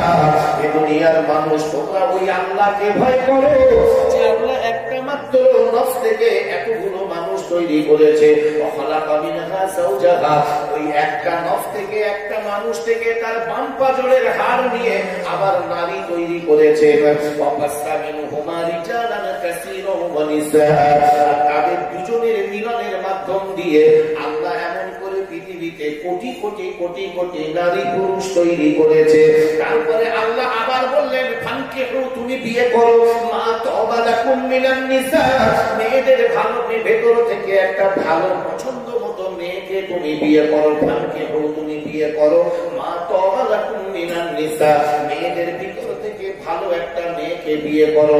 মাসনা, প্রথমে বললেন একটা বিয়ে করো। যদি তোমার যৌন খিদা না মেটে, যদি তোমার যৌন তৃপ্তি না হয়, তুমি আরেকটা বিয়ে করতে পারো। তবে মনে রেখে দাও, ওয়াইন খিফতুম আল্লাহ তা'দিলু ফাওয়াহিদাতান, খবরদার মনে রেখে দাও, যদি বিচার ঠিকমতো না করতে পারো অবশ্যই একটার বেশি বিয়ে তোমরা করো না। তাই দুটো বিয়ে করা, 3টে করা, 4টে করা শরীয়তে জায়েজ। কিন্তু বলে 4টে করা যায়, 4টে চাইলে 4টে করে থাকো, পাগল হয়ে যাবে। একটাটাই সামলাতে পারে না, আমি 4টে করবো, অত সহজ নয়। রাসূলুল্লাহ থেকে আল্লাহ কোরআন দিয়ে বললেন, ওয়াইন খিফতুম আল্লাহ তা'দিলু ফাওয়াহিদাতান, যদি তোমার ভয় হয় বিচার ঠিক করা যাবে না। বিচার মানে ভাই বড় স্ত্রী অনেকদিন হয়ে গেছে, বয়স হয়ে গেছে, আবার একটা বিয়ে করেছে, সে ওর আর ঘুম দেয় না। আল্লাহ বলেন তোমার চরম সাজা দেওয়া হবে। জায়েজ মানে কখন জায়েজ? তুমি মনে করছো যে আমার যৌন তৃপ্তি হচ্ছে না, আমার ভয় হচ্ছে, জেনা করে ফেলবো, ব্যভিচার করে ফেলবো, তখন তোমার জায়েজ করেছে। তার মানে এই না যে তুমি ছোট বড় নজরে দেখবে, সবাইকে সমান নজরে দেখতে হবে। আল্লাহ নবী রাসূলুল্লাহ অনেকগুলো স্ত্রী ছিল, নবীজির বাড়ি ভাগ ছিল, পালা ভাগ ছিল, প্রতি 1 সপ্তাহ করে এক একজন স্ত্রী ঘরে নবীজি থাকতেন। 7 জন একসঙ্গে স্ত্রী বেঁচে ছিল, তাহলে 7 7 49 মানে প্রায় 2 মাস হেরে যাচ্ছে। প্রথম স্ত্রী যার ঘরে প্রথম মাসে পালা ছিল, তার ঘরে ফিরে আসতে তো আবার 2 মাস। এর মধ্যে তার কি প্রয়োজন? আল্লাহ নবী কি করতেন? আসর থেকে মাগরিব এই সময় সব বিবিদের ঘরে যেতে, তোমার কিছু লাগবে, তোমার কিছু প্রয়োজন। যেহেতু পালা ভাগ, বাড়ি ভাগ নিশির জন্য, রাতের জন্য, কিন্তু দিনের বেলা রাসূলুল্লাহ তার অন্যান্য স্ত্রীদের খোঁজ নিতেন। সেই জন্য তো রাসূলের ঘরটা ছিল মহব্বত দিয়ে ভরা, ভালোবাসা দিয়ে ভরা। আল্লাহ নবীর ঘরে খাট পালঙ্ক, tea table, dining table, dressing table, sofa, showcase, আলমারি, ফ্রিজ, ওয়াশিং মেশিন কিচ্ছু ছিল না। আমার নবীর ঘরটা ছিল মহব্বত দিয়ে ভরা। তার স্ত্রীরা তাকে ভালোবাসতেন, নবীও তাকে ভালোবাসতেন। আল্লাহর নবী রাসূলুল্লাহ একদিন আসরের নামাজের পরে নবী আমার সব বিবিদের ঘরে যাচ্ছেন। এই বিবির ঘরে গিয়ে খোঁজ নিচ্ছেন, তোমার কিছু লাগবে, তোমার কিছু প্রয়োজন আছে। আবার একটা বিবির ঘরে যাবেন, আবার একটা বিবির ঘরে যাবেন। আসর থেকে মাগরিব তো অল্প সময়।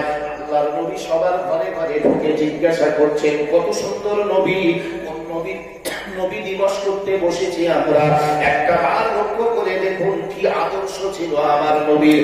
আল্লাহর নবী প্রথমে একটা বিবির ঘরে ঢুকলেন। ওই বিবি বললেন, ইয়া রাসূলুল্লাহ, ইয়া হাবিবাল্লাহ, ওগো আমার প্রাণের স্বামী বিশ্ব নবী গো, আমি আপনার জন্য একটু মধু রেখেছি, আপনি কি খাবেন? মধু খুব উপকারী জিনিস। মধুর নামে কোরআন শরীফে একটা সূরা রয়েছে, সূরাতুন নাহল। সূরাতুন নাহল 14 পারায় এই সূরাটা মধুর নামে। ওই মধুতে মোট 70টা রোগের ঔষধ দেওয়া রয়েছে। আমরা তো মধু খাই না, মধু আবার 200 টাকা কেজিতে কিনে খাচ্ছি। বিশ্ব নবী রাসূলুল্লাহ বলেছেন, মধু হাতের তালুতে ঢেলে চেটে চেটে খাও। নবীজি প্রত্যেক দিন খেতেন। এই হাতের তালুতে ঢেলে জিভ দিয়ে চেটে খেলে 70টা রোগ সেরে যায়। 70টা রোগের ঔষধ দেওয়া হয়েছে মধুর ভিতরে। নবীজি মধু খেতেন। এই মধুর নামে কোরআন শরীফে একটা সূরা স্পষ্ট দিয়েছে, সূরাতুন নাহল। আসলে আমরা তো কোরআন পড়িনি। কোরআন আমরা কখন পড়ি? মরে গেলে তাই শোনাই। এই ব্যক্তি উদ্যোগ কিনেই দেবে শোন। জীবনে কোরআন পড়ে না, কোরআন দেখে না, কোরআন শোনে না। আজকে মিলাদ হচ্ছে, সব কোথায় বসে হাড্ডা মারছে, বিচিতে ঘুমোচ্ছে, টিভি দেখছে না, খেলা দেখতে সামলাই ভালো লাগে ভাই।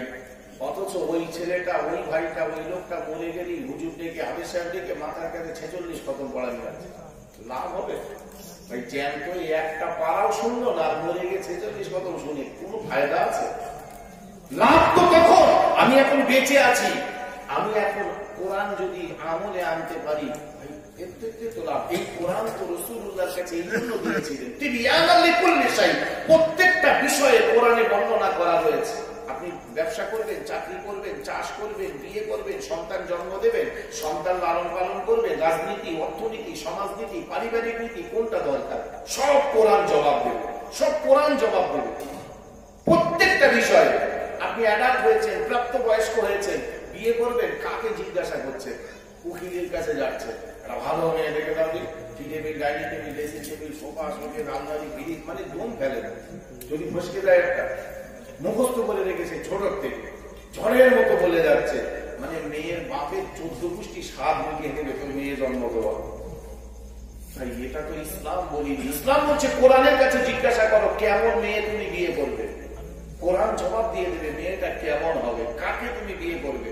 কোরআন শরীফ বলছে, হুররিমাত আলাইকুম উম্মাহাতুকুম ওয়া বানাতুকুম ওয়া আখওয়াতুকুম ওয়া আম্মাতুকুম ওয়া খালাতুকুম ওয়া বানাতুল আখি ওয়া বানাতুল উখতি ওয়া উম্মাহাতুকুম আল্লাতী আরদা'নাকুম ওয়া আখওয়াতুকুম মিনার রাদা'a ওয়া উম্মাহাতু নিসাইকুম ওয়া রাবা'ibukum আল্লাতী ফী হুজুরিকুম মিন নিসাইকুম আল্লাতী দাখালতুম বিহিন্না।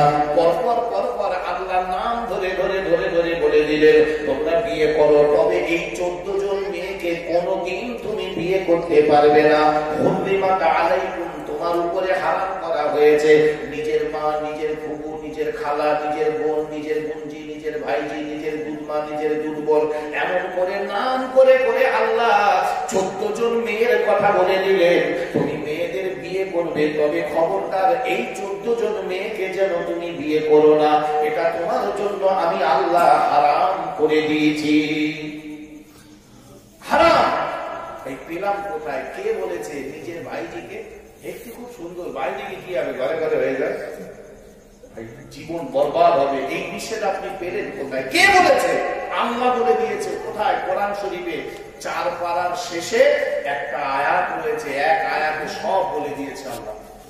আসলে কোরআন আমরা পড়িনি, কোরআন আমরা বুঝিনি, কোরআন আমরা নেওয়ার চেষ্টা করিনি। ভাই কোরআনুল কারীম, আপনি যদি বলেন আমি কাজ করব, কোরআন বলবে কাজ করার কথা, বলবে অবশ্যই বলবে। বিশ্বনবী রাসূলুল্লাহ হাবিবুল্লাহ কি আমার আল্লাহ পাক আল্লাহ তাআলা বলে দিলেন, হে নবী আপনি বলে দিন, ফাইদা কুদিয়াতিস সালাতু ফান্তাশিরু ফিল আরদি ওয়াবতাগু মিন ফাদলিল্লাহ। আল্লাহ পাক বললেন, হে হে দুনিয়ার মানুষ, তোমাদের নামাজ পড়া হয়ে গেলে আজান হলে মসজিদে এসো, আর নামাজ পড়া হয়ে গেলে ফান্তাশিরু ফিল আরদি, তুমি জমিনের উপরে ছড়িয়ে পড়ো, অবতাগু তুমি খোঁজ করো, তুমি অন্বেষণ করো মিন ফাদলিল্লাহ, আল্লাহর দয়া আল্লাহর করুণা, ওয়াজকুরুল্লাহ কাসীরা, তুমি বেশি বেশি আল্লাহকে স্মরণ করো, লাআল্লাকুম তুফলিহুন, তুমি সফল কাম হয়ে যাবে। আল্লাহ তো বলে দিয়েছে নামাজ হয়ে গেলে মসজিদ থেকে বেরিয়ে যাও। আমার 3টে ছেলে মেয়ে, আমার স্ত্রী, আমার বাপ, আমার মা, এত বড় সংসার, আমি আল্লাহ আল্লাহ করবো আর আমার চাচা কি আমার সংসার চালাবে? আল্লাহ বললে নামাজ হয়ে গেছে বেরিয়ে যাও মসজিদ থেকে। ফান্তাশিরু, ইনতাশারা ইনতাশিরু মানে বেরিয়ে পড়ো, ছড়িয়ে পড়ো। অবতাগু তুমি খোঁজ করো, অবতাগু মানে খোঁজ করো, মিন ফাদলিল্লাহ, যেটা আল্লাহর পক্ষ থেকে তোমার নিয়ামত দেওয়া হয়েছে সেটা তুমি খোঁজ করো। ওয়াজকুরুল্লাহ কাসীরা, তবে তুমি বেশি বেশি আল্লাহকে স্মরণ করো, লাআল্লাকুম তুফলিহুন, তুমি কামিয়াব হয়ে যাবে, সফল কাম হবে। রুজির মালিক তো আল্লাহ। আমরা মনে করি রুজির মালিক বন্ধনের সেই মাস্টার, বন্ধনের মাস্টার, খাওয়া আয়না করা না, চলো তুমি ফটো তুলে আসবে, বুড়ো বয়সে ফটো তুলতে মানে সর্বনাশ করবে। ভাই বন্ধনের মালিক রুজির মালিক নাউজুবিল্লাহ, আমরা ভুল ধারণা করি। আপনার খাওয়া হয় না, সংসারে অভাব, আপনি রাতের বেলা এশার নামাজ পড়ে আল্লাহর কাছে কোনোদিন বলেছেন? বলে দেখেন দেয় কিনা? 40 দিন একভাবে আপনার অভাবের কথা আল্লাহর কাছে বলেন। ভাই যেখানে বললে পাওয়া যায় আমরা সেখানে বলি। বড় আফসোস, সংসারে বড্ড অভাব, বিরাট টেনশন, এক বান্ডিল বিড়ি কিনে বাড়িয়ে নেই, কোনো কোনো বিড়ি খাচ্ছে। গিন্নি জিজ্ঞেস করে কি হলো বলো, টাকা পয়সা নিয়ে টেনশন, টেনশনে বিড়ি খাচ্ছে, তুই টেনশনে নামাজ পড়, অজু করে নামাজ পড়ে দেখে না যে আল্লাহ তোর টেনশন মুক্ত করে কিনা, কিন্তু তা না, উনি বিড়ি খেয়ে টেনশন কাটাচ্ছে। ভাই লাভ নেই। রাসূলুল্লাহর আদর্শ দেখুন, রাসূলুল্লাহর সংসারে কি অভাব কম ছিল? আমার নবীর অভাব কম ছিল না। আল্লাহ বলেছিলেন, হে নবী তুমি যদি রাজি থাকো ওহদ পাহাড়টা সোনা করে দিচ্ছি, ওহদ পাহাড়টা আমি সোনা করে দিচ্ছি, তুমি নেবে? আল্লাহ নবী বলেছিলেন, আল্লাহ আমি ভালো আছি, আল্লাহ আমি ভালো আছি। আল্লাহু আকবার। কিন্তু বড় আফসোস, বড় দুঃখ, আজকে আমরা অভাব অনাটনে পড়লেও আমরা আল্লাহর কাছে চাওয়ার মন মানসিকতা তৈরি করতে পারি। বিশ্বাস করুন, চাইলে পাওয়া যায়। পৃথিবীতে সব থেকে বড় ধনী ছিলেন রাসূলুল্লাহর জামানায় তার জামাই হযরত উসমান গনি রাদিয়াল্লাহু তাআলা আনহু। এত টাকার মালিক ছিলেন। হযরত উসমানের নামের পাশে আল্লাহ নবী বললেন উসমান গনি। গনি মানে কি? ধনী। আরবিতে গনি বলা হয়। এত টাকার মালিক। ভাই তিনি কত বড় আল্লাহওয়ালা জানেন? ভাই ধনী হওয়ায় দোষ নেই, আপনি প্রচুর টাকার মালিক হন না, হালাল ভাবে করতে হবে, হারাম ভাবে নয়। হালাল ভাবে আপনি টাকার মালিক হন, আল্লাহ আপনার কোনো নিষেধ করেনি। আপনি প্রচুর টাকার মালিক হন না, আপনার যদি আওকাত থাকে হালাল ভাবে, কিন্তু আপনি চালাকি করে, চাটুলতা করে, ফেরেবাজি করে, দালালি করে, মানুষের ক্ষতি করে, ওজনে কম দিয়ে আপনি মোটামুটি বড় হবে, আল্লাহ বলছে এটা হারাম, এটা তোমার জন্য ক্ষতিকারক, তোমার জন্য বড় বিপজ্জনক, বড় বিপজ্জনক। আল্লাহু আকবার। একজন বাদশা ছিলেন, এমন করে গোটা পৃথিবীর বাদশা ছিলেন 3 জন, তার মধ্যে একজন মুসলিম, বাকি 2 জন তারা বেঈমান। তো তার মধ্যে একজন বাদশা, প্রচুর গোটা বিশ্বের বাদশা, সামান্য ভারতের প্রধানমন্ত্রী হয়ে সে মোদির মানে ঠ্যাকঠাকানি শুনে মাথা খারাপ হয়ে যায়। সামান্য ভারতে, আর তারা ছিল বাদশা সিকান্দার, গোটা বিশ্বের প্রধানমন্ত্রী নেতা, শুধু ভারতের না, German, Japan, France, Australia, Canada, Iraq, Iran, Bangladesh, Bharat, Pakistan, Thailand, গোটা বিশ্বের তারা মানে নেতা ছিল। সেই নেতা মরে যাওয়ার সময় কাফন বলছে, আমি যখন মরে যাব আমার হাতটা কাফনের বাইরে রাখবে, লোকে দেখুক যে খালি হাতে যাচ্ছে। এত কিছুর মালিক, লোকে দেখুক আমি খালি হাতে যাচ্ছি, আমি মরে যাব, আমার হাতটা কাফনের বাইরে রাখবো, রেখে দেবে, মানে লোকে দেখুক আমি খালি হাতে যাচ্ছি। নিঃস্ব হাতে এসেছিলে, যেতে হবে নিঃস্ব হাতে, কিছুই নিয়ে যেতে পারবে না। ছেলে কি বলবে, যাই তাই 100 টাকা রোজগার করেছে, 10 লাখ টাকা চেক একটা কবরে দেই, যদি কোথাও কিছু আর ঘুষ নিতে গেলে ভালো হয়ে যায়। ভাই কোনো লাইন নেই। আল্লাহর কাছে যে আপনি কি বলবেন, আল্লাহ প্রচুর টাকার মালিক ছিলাম আমি, আল্লাহ একটু হল খরচ করা যাবে না, আপনি কিছু দিচ্ছি, কোনো লাইন না, কোনো লাইন হবে না। ফামান ইয়ামাল মিসকালা যাররাতিন খায়রান ইয়ারা ওয়া মান ইয়ামাল মিসকালা যাররাতিন যারা পরিমাণ যদি ভালো কাজ করে তার বদলা দেবে আল্লাহ, আর যারা পরিমাণ যদি খারাপ কাজও করে তার বদলা দেবে আল্লাহ। এক চুল আল্লাহকে কিয়ামতের বিচারের সময় সাক্ষী চাবে। আল্লাহ বলে রাখে তুমি নামাজ পড়লে দেখি সাক্ষী নিয়ে এসো, পড়েছো? হ্যাঁ হ্যাঁ আল্লাহ পড়েছি। আল্লাহ বলে সাক্ষী নিয়ে এসো। আল্লাহ বলবে একবারও সাক্ষী যাবে না। কেন বলেন? সাক্ষী কেন চাবে না? ভাই আমাদের দুনিয়ার বিচার আচার হলে ধরে না ওর ধার কেটেছে, ওর মোটামুটি মানে আম পেড়েছে, ওর ঘরে চুরি করেছে, মেম্বারের কাছে বিচার দিয়েছে, মেম্বার কি বলবে? সাক্ষী দেখো, প্রমাণ দিতে হবে। তুমি যে এটা এর নামে দোষ দিচ্ছ, প্রমাণ দাও। দুনিয়ার বিচারে প্রমাণ লাগবে, আল্লাহর বিচারে প্রমাণ লাগে না। তার এক নম্বর কারণ কি? إذا السماء انفطرت وإذا الكواكب انتثرت وإذا البحار فجرت وإذا القبور بعثرت علمت نفس ما قدمت وأخرت يا أيها الإنسان ما غرك بربك الكريم الذي خلقك فسواك فعدلك في أي صورة ما شاء ركبك كلا بل تكذبون بالدين وإن عليكم لحافظين كراما كاتبين। আল্লাহ বলেন তুমি মানো আর নাই মানো, কাল্লা বাল তুকাযিবুনা বিদ্দীন, তুমি যদি মিথ্যাও বলো কিচ্ছু যায় আসে না আমার। তবে মনে রেখে দাও তোমার দুই কাঁধে ক্যামেরাম্যান আর সাংবাদিক বসে রয়েছে। আমরা যে নামাজ পড়ার সময় সালাম দিই আসসালামু আলাইকুম, অঙ্ক নাকি ভাই? রাস্তায় যেতে আসসালামু আলাইকুম বলে কেউ? একটা লোকের সাথে দেখা হলে তো সালাম দেয়। নামাজ পড়ার শেষে আত্মায়াত দরুদ পড়ার পরে সালাম দেন কাকে? আসসালামু আলাইকুম ওয়া রাহমাতুল্লাহ, আসসালামু আলাইকুম। এই যে ঘাড় ঘুরিয়ে কাকে সালাম দেয়? আসলে দুই কাঁধে রয়েছে দুটো ফেরেশতা, কিরামান কাতিবিন, দেখনেওয়ালা আর লিখনেওয়ালা, ক্যাচ ক্যাচ করে ফটো তুলছে। সব জীবনের সিডি তৈরি হচ্ছে, একটাও আপনি ঢুকাতে পারবেন না। আপনি বলেন স্বীকার করবো না, মোটেই আমি করিনি। আল্লাহ বলবেন তুই সিডি দেখবি না অডিও না ভিডিও, কোনটা দেখবি বল? তুই অডিও দেখবি না ভিডিও, মানে শুনবি বর্ণনা না দেখবি ভিডিও? ধরে না আজকে মিলাদ হচ্ছে, আল্লাহ বলবেন এই সে মিলাদ হচ্ছিল 10ই রবিউল আউয়াল, তোমার বাড়ির পাশে মিলাদ হচ্ছিল, তুমি কোথায় ছিলে? আমি আল্লাহ বসছিল বলে। তাহলে আচ্ছা ঠিক আছে, আমার ভিডিও দেখাচ্ছে। বলে হ্যাঁ এই তো বসে রয়েছে।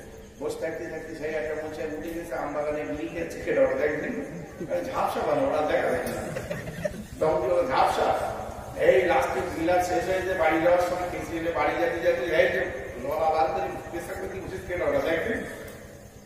এতক্ষণ মিলাদ শুনি আর ভাগ করে একদম পানি টানি না হলে দ্বীপ ছেড়ে দিয়ে কল ছেড়ে দিয়ে বাড়ি যাচ্ছে, কেটা ওটা ওটার বেলা কি বলবেন? ঝাপসা হইবে, সব দেখা যাবে, কোনো মাপ নেই, সব আল্লাহ বলে দেবে। আল্লাহ কেন?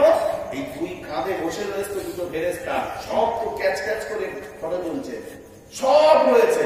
যদি বলেন আমি মুখ দিয়ে স্বীকার করবো না, কে জবাব দিচ্ছে? কোরআন সূরা ইয়াসিন আমার আল্লাহ বলেন আল-ইয়াওমা নাখতিমু আলা আফওয়াহিহিম ওয়া তুকাল্লিমুনা আইদিহিম ওয়া তাশহাদু আরজুলুহুম বিমা কানু ইয়াকসিবুন। আল্লাহ বলেন বান্দারে তুমি যদি কিয়ামতে বলো আল্লাহ আমি এটা করিনি, ওটা করিনি, এটা করিনি, ওটা করিনি, আমি আল্লাহ সেদিন শুনবো না। আল-ইয়াওমা নাখতিমু আলা আফওয়াহিহিম, তোমার মুখটাকে সিল করে দেব, আটকে দেব, লক করে দেব। ওয়াতুকাল্লিমুনা আইদিহিম, তোমার হাত সেদিন কথা বলবে। ওয়া তাশহাদু আরজুলুহুম, তোমার পা সেদিন সাক্ষী দেবে। বিমা কানু ইয়াকসিবুন, তুমি যা যা করেছো। বিশ্বাস করুন আমি গল্প বলিনি, একটা আমি বাজে কথা বলিনি। আল্লাহ যেন আমার জিভ কেটে দেয় যদি আমি বাজে বলি। সব কোরআন থেকে বলছি, হাদিস থেকে বলছি। যদি আপনি কোরআন পড়েন আপনিও বুঝতে পারবেন সত্যি আমরা কি। রাসূলুল্লাহ বিশ্ব নবী দিবস তো প্রতি বছরে হয়, আসছে বছর আবার হবে, সে তো ওনার ভাগে। আমরাও তাই বলা শুরু করেছি চতুর্দিকে। ভাই কোথাও কিছু না। কালকে একজন ফোন করেছে, হুজুর কালকে একটু হবে, কি হবে? টাকা কাছে নেই, কালকে একটু হবে, তাহলে কি হবে? তাহলে তুমি মিলাদ, তার মানে আমি কি হঠাৎ আসলে নামাজ পড়তে বলছিল একটু নিজে এবার হবে না, তাহলে হয়ে না, হবে না, হয়ে না। এই কি নবী দিবস? এর 2 টাকা 6 টাকা 9 টাকা ছিল, একটু নবী দিবস হয়ে গেল। আসছে বছর আবার হবে। লাভ কি, ফায়দা কি? চাষ করি লাভের জন্য বা চাকরি করি লাভের জন্য, সবকিছুর পিছনে লাভ দেখি, আর ধর্মের বেলা লাভ দেখি আমরা এখানে এতক্ষণ কষ্ট করে বসে রয়েছেন, ভাই আমার কি দরকার ছিল? ভাই আমার বাড়ি অনেক দূর, ভাই আমার বাড়ি গিয়েছিল এখান থেকে অনেক রাস্তা, সেই কত ভোগাছি আমার বাড়ি, এত দূর থেকে আমি এখানে এসেছি, আমার বাড়ি গিয়েছে, দাওয়াত করেছে, বলে এসেছে, টাকা দিয়ে এসেছে, তারপরে আমি এগিয়ে এসেছি। আমার চুলখুনি এত রাত্রি ছেড়ে বউ ফেলে রেখে তোমার এখানে সবাই লাভের পিছনে দৌড়ায়, তুমি কেন বসে রয়েছে? কেন তোমার লাভটা কি? কিসের লাভ? খিচড়ি বাড়ি খাওয়া হয় না? কিসের জন্য? কারণ নিশ্চিত আমি একটা লাভে বসে রয়েছি, সেই লাভটা নেকির লাভ, সেই লাভটা নবীর আদর্শ শোনার লাভ, সেই লাভটা কোরআনের লাভ। তার মানে কি ফুরিয়ে গেল, চলে গেল, আমার হয়ে গেল? এরকম খুলতে তো হবে না। ধরে নেন আমি বেগুন চাষ করি, 2 বছর পর পর 3600 টাকা খরচ হয়েছে, সব বেচা বিক্রি করার পরে হিসেব করে দেখলো 1900 টাকাই থাকে, 2900 হয়েছে, তার মানে 700 টাকা লস। তারপরের বছরে বলি দেখি এবারে আবার ভালো করে ফের চাষ করলাম, খরচ হলো 4200 টাকা, বেচা বিক্রি হয়েছে 3500 টাকা, ফের 700 টাকা লস। ওই পরের বছরে ঘাড়ে যদি বাস করে বা বেগুন করবে, মাথা খারাপ। ওই করে আর যাই, প্রথম বছরে 600 গেছে, পরের বার 700 গেছে, এইবারে ডবল জায়গা দেখি ও আর যাবে না। কেন? লাভ খুঁজি আমরা, চাষ করি লাভের জন্য, চাকরি করি লাভের জন্য, ব্যবসা করি লাভের জন্য, সব জায়গায় লাভ খুঁজি। আর এতক্ষণ বসে বসে মিলাদ শুনলাম, আমার লাভ কি? গুড়েকে গুড় হাতে রইল ভাঁড়, নবী দিবস হয়ে গেল, গুরু ভাঁড় নিয়ে বাড়ি চলে গেল, গুড় নি ফাঁকা ভাঁড়, লাভ নেই। বিশ্বাস করুন, আমি কসম বলছি, আমি ওইরাম নিয়েতে আমিও মিলাদ করি। আমার মনে হয় এইটুকু, যে যদি দুটো লোকও বুঝতে পারে, সবাই বুঝবে না। কিছু লোক বসে রয়েছে, কিরম বলে দেখি, কিছু লোক বসে রয়েছে, হেভি বলতে জিজ্ঞেস করে, সকালবেলা বলতে হেভি ওয়াজ করে, কি ওয়াজ করে কি জানে, মানে কিচ্ছু বুঝতে পারে, হেভি ওয়াজ করে, সুর দেখেছে আর গজল দেখেছে, তাই এতে লাভ নেই। সকালবেলা জিজ্ঞেস করলি বলবেন হেভি, কাল যা ওয়াজ করে হেভি ওয়াজ করে, সামনে আবার বলতে হবে, মোল সাহেবের লাভ হলো, পয়সা হবে, তোমার কি হলো দালালি করে? তোমার কিচ্ছু না, কি বলেছে কি যায়? তার মানে একটাও বুঝতে পারি না। আসলে বুঝলি তো পাগল ছেড়ে যেত, আমি যদি বুঝি তাহলে তো হয়ে যেত। বলবো না তো, বুঝবে না তো, যে বুঝবে না তারে বোঝানি যাবে না, তারে বোঝানি যাবে না। আসলে বুঝতে হবে আগে আপনাকে, যে কোরআন কি বলছে, হাদিস কি বলছে, নবী কি বলেছে। হ্যাঁ, আমি যদি বলি ভালো হবো না, ভাই আমার কেউ ভালো করতে পারে? কখনো তা সম্ভব পারবে না। কোরআন শরীফে আল্লাহ বললেন যে আমি তাকে ভালো করি যে ভালো হওয়ার জন্য আমার কাছে বলে, ইন্নাল্লাহা লা ইউগাইয়িরু মা বিকওমিন হাত্তা ইউগাইয়িরু মা বিআনফুসিহিম। বিশ্বাস করুন, কোরআন আল্লাহ বলছে, কেউ যখন আমার কাছে এসে বলে আমি ভালো হব, আমি আল্লাহ তারে ভালো করি। আল্লাহ জোর করে ভালো করবে না, তাহলে তো পৃথিবীতে হিন্দু খ্রিস্টান জৌল থাকবে না। আল্লাহ শক্তির উপরে কেউ পারে? আল্লাহ যদি সব তুমি করিয়ে দেয়, কেউ পারবে? তুমি বর্ণনা বলে এই শক্তি কারো আছে, কিন্তু আল্লাহ তা করবে না, আল্লাহ করবে না। আল্লাহ বলেন তুমি আগে চিন্তা করো ভালো হবে, যদি বলো ভালো হবে চলে এসো, আমি আল্লাহ মাফ করে দেবো, আমি আল্লাহ ক্ষমা করে দেবো। লা তাকনাতু মির রাহমাতিল্লাহ ইন্নাল্লাহা ইয়াগফিরুয যুনুবা জামিআ ইন্নাহু হুয়াল গফুরুর রহিম। আমার আল্লাহ বলেন, বান্দারে তুমি যদি পাহাড় পরিমাণ গুনাহ করে ফেলো, তুমি যদি ফিরে এসে বলো আল্লাহ আমি পাপ করেছি, আল্লাহ তুমি আমার মাফ করে দাও। আল্লাহ বলেন ইন্নাল্লাহা ইয়াগফিরুয যুনুবা জামিআ, আমি আল্লাহ তোমার সব গুনাহকে মাফ করে দেব। ইন্নাহু হুয়াল গফুরুর রহিম, আমি আল্লাহ বড় ক্ষমাশীল, আমি আল্লাহ বড় দয়াময়। কোরআন শরীফ তো আমার বানানো গল্প না। আল্লাহ সুবহানাহু ওয়া তাআলা বললেন আল্লাহ ক্ষমা করে দেবে, আল্লাহ সব মাফ করে দেবে, কিন্তু আপনাকে ক্ষমা চাইতে হবে। আল্লাহ উজ্জে উজ্জে মাফ করবে না। বিশ্বাস করুন, হাদিসে এসেছে কিয়ামতের দিন একটা লোক, তার পাপ খুব পাপ, তো সে আর বিচারের পরে আল্লাহ বলেন যাও তুমি জাহান্নামে চলে যাও। ফেরেশতাকে বলছে জাহান্নামে নিয়ে যাও, এই পাপ করেছে জাহান্নামে নিয়ে যাও। তো ওই লোকটা জাহান্নামের দিকে যাবে, আর শুধু এরা পিছন দিকে ফিরে ফিরে যাচ্ছে, মানে শুধু পিছন দিকে যাচ্ছে। তো আল্লাহ ফেরেশতাদের বলবেন ডাকো তো, ওই লোকটা ডাকো। সেই লোকটা আসবে, আল্লাহ জিজ্ঞাসা করবেন কিভাবে আল্লাহ মাফ করে দেখেন। আল্লাহ চায় যে বান্দা একবার আমারে বলুক। ভাই অনেক সময় দেখেছেন, মা আপনি বাড়ি এসেছেন, প্রতিদিন রাত 11টার মধ্যে বাড়ি আসেন, 11টার মধ্যে আপনি বাড়ি আসেন। একদিন হঠাৎ পুকুরের বাজার পুরো বন্ধ হয়ে গেছে, ওখান থেকে ফিরতে ফিরতে ঘটক পুকুর পার হয়ে বেশ খানিকটা এসেছেন, 1 কিলোমিটার মতো, আর আপনার গাড়ি পাংচার হয়ে গেছে। ভাই আপনি ওই গাড়ি ঠেলে ঠেলে ঠেলে ঠেলে বাড়ি পর্যন্ত, আপনার গ্রাম পর্যন্ত আসতে, ফুলবাড়ি এখানে ঢুকতে আপনার 12:30 বেজে গেছে। আপনার মা কিন্তু ঘুমাতে পারে না, আপনার গিন্নি ওইরকম নাক ডাকাচ্ছে, ঘুমোচ্ছে সে, কি ব্যাপার দেরি হচ্ছে, কোথায় রয়েছে কোথায় রয়েছে, কিন্তু মা ছটফট করে। জানি না আপনাদের মা কিরাম। ভাই আমি তো এই রাত্রে জলসায় বেরোই, আমার মা যা 2টোয় বাড়ি যায় আর 3টেয় বাড়ি যায়, গাড়ি রাখার জন্য দরজা খুলে ঝাঁটার করলে আমার মা কান খাড়া করে থাকে। আমার মা একটু দূরে থাকে, তো ছেলে মেয়েদের বলে বলছি তোর আব্বু না কাল 2:30টায় বাড়িয়ে, 3টের সময় বাড়িয়ে। আমি মারে জিজ্ঞাসা করি, মা তুমি যত রাত্রি আছে তুমি সব জানো? বলে বলছি তোমার ভাইরা সব সারাদিন খেটে খুটে সব বাড়ি আসে 9টা-10টার মধ্যে, তুমি এমন কাজ করো, সারাদিন গরু করে সন্ধ্যেবেলা বেরো। আমি জাহানটা হাতে করে শুয়ে থাকি, বলি আমার কচি রাত না কাল, কোথায় রয়েছে কি হচ্ছে, আর তুমি বাড়ি না আসা পর্যন্ত আমার ঘুম আসে না। ভাই এর নাম তো মা।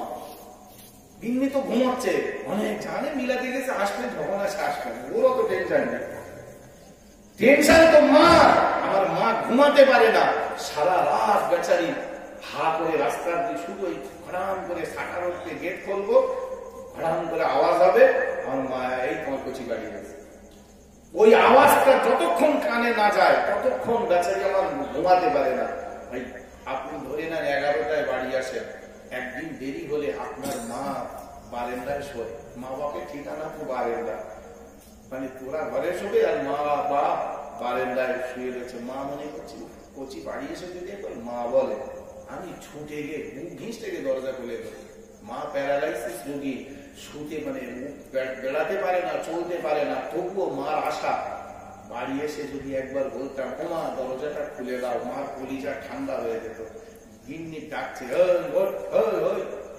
করতেছে, গিন্নি আর ওঠে না, মার কলিজা কখন ফেটে যাবো। যদি একবার আমার মা বলতো, মা তো বলে না, কি করে উঠছে যাই, কি করে উঠতে যাই, একবার তো বলতো যদি ও মা জেগে আছো দরজাটা খুলে দাও, আমি হিস্টে কুস্টে দরজাটা খুলে দিতাম। কিন্তু আমার ছেলে আমার মা বলে না।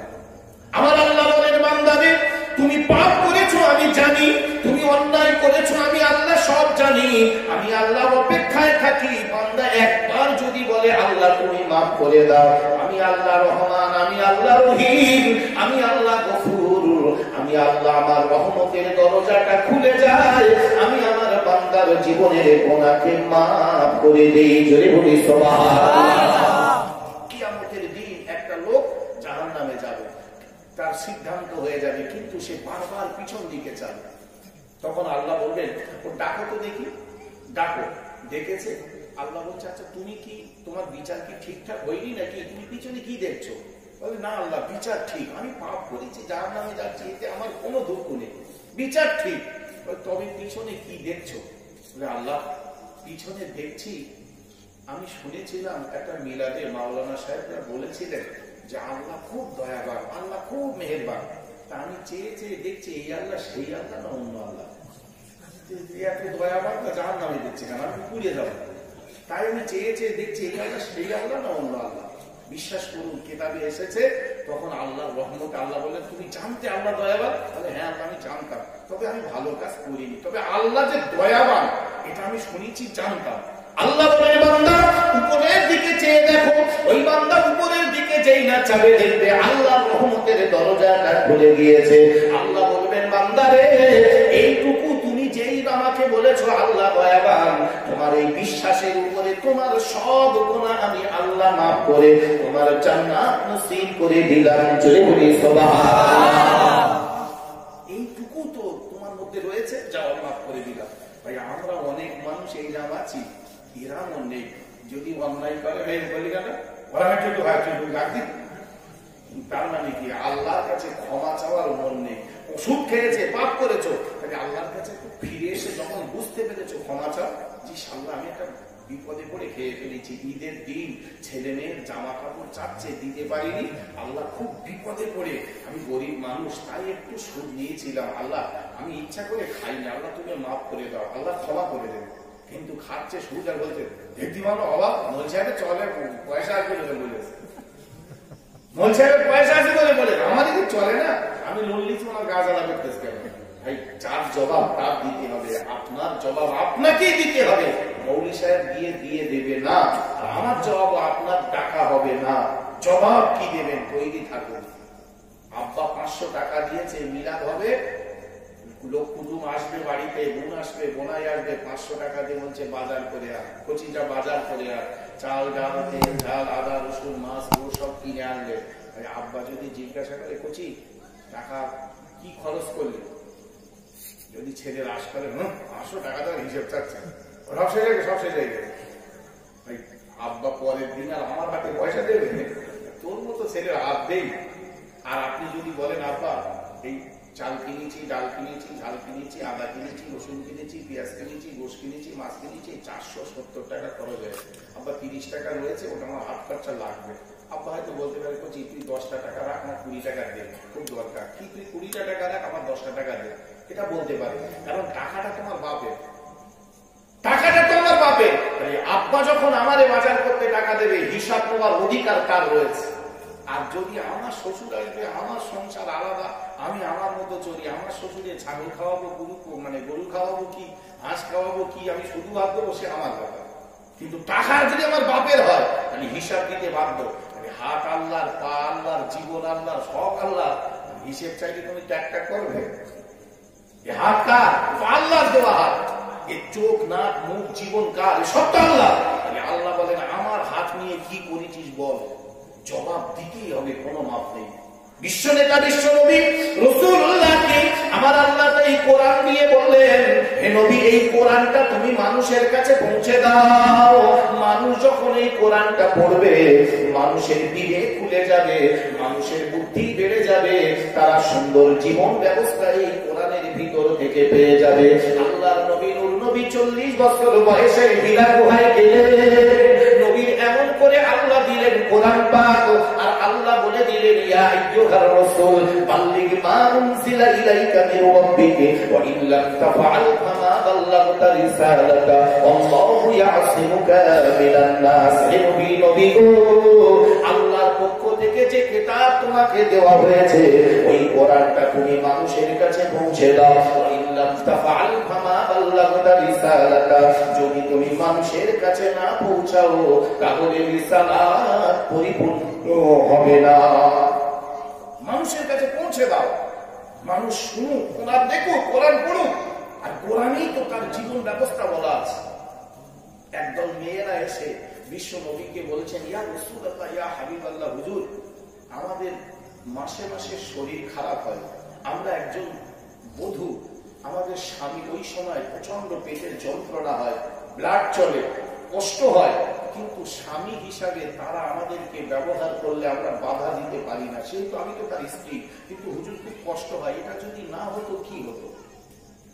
সঙ্গে সঙ্গে আল্লাহ কোরআন অবতীর্ণ করে দিলেন, কোরআনের ভাষায় নবী তাদের বলে দিলেন ইয়াসআলুনাকা আনিল মাহিদ কুল হুয়া আযা ফা'তাযিলুন নিসাআ ফিল মাহিদ ওয়া লা তাকরাবুহুন্না হাত্তা ইয়াতুহুরনা ওয়া ইযা তাতাহারনা ফাতুহুন্না মিন হাইসু আমারাকুমুল্লাহ ইন্নাল্লাহা ইউহিব্বুত তাওয়াবিনা ওয়া ইউহিব্বুল মুতাতাহহিরিন। আল্লাহ বলেন হে নবী, মেয়েরা হায়েজের ব্যাপারে তোমার কাছে প্রশ্ন করছে, তুমি বলে দাও কুল হুয়া আযা, এটা একটা রোগ, মেয়েদের এটা একটা রোগ। ফা'তাযিলুন নিসাআ ফিল মাহিদ ওয়া লা তাকরাবুহুন্না হাত্তা ইয়াতুহুরনা।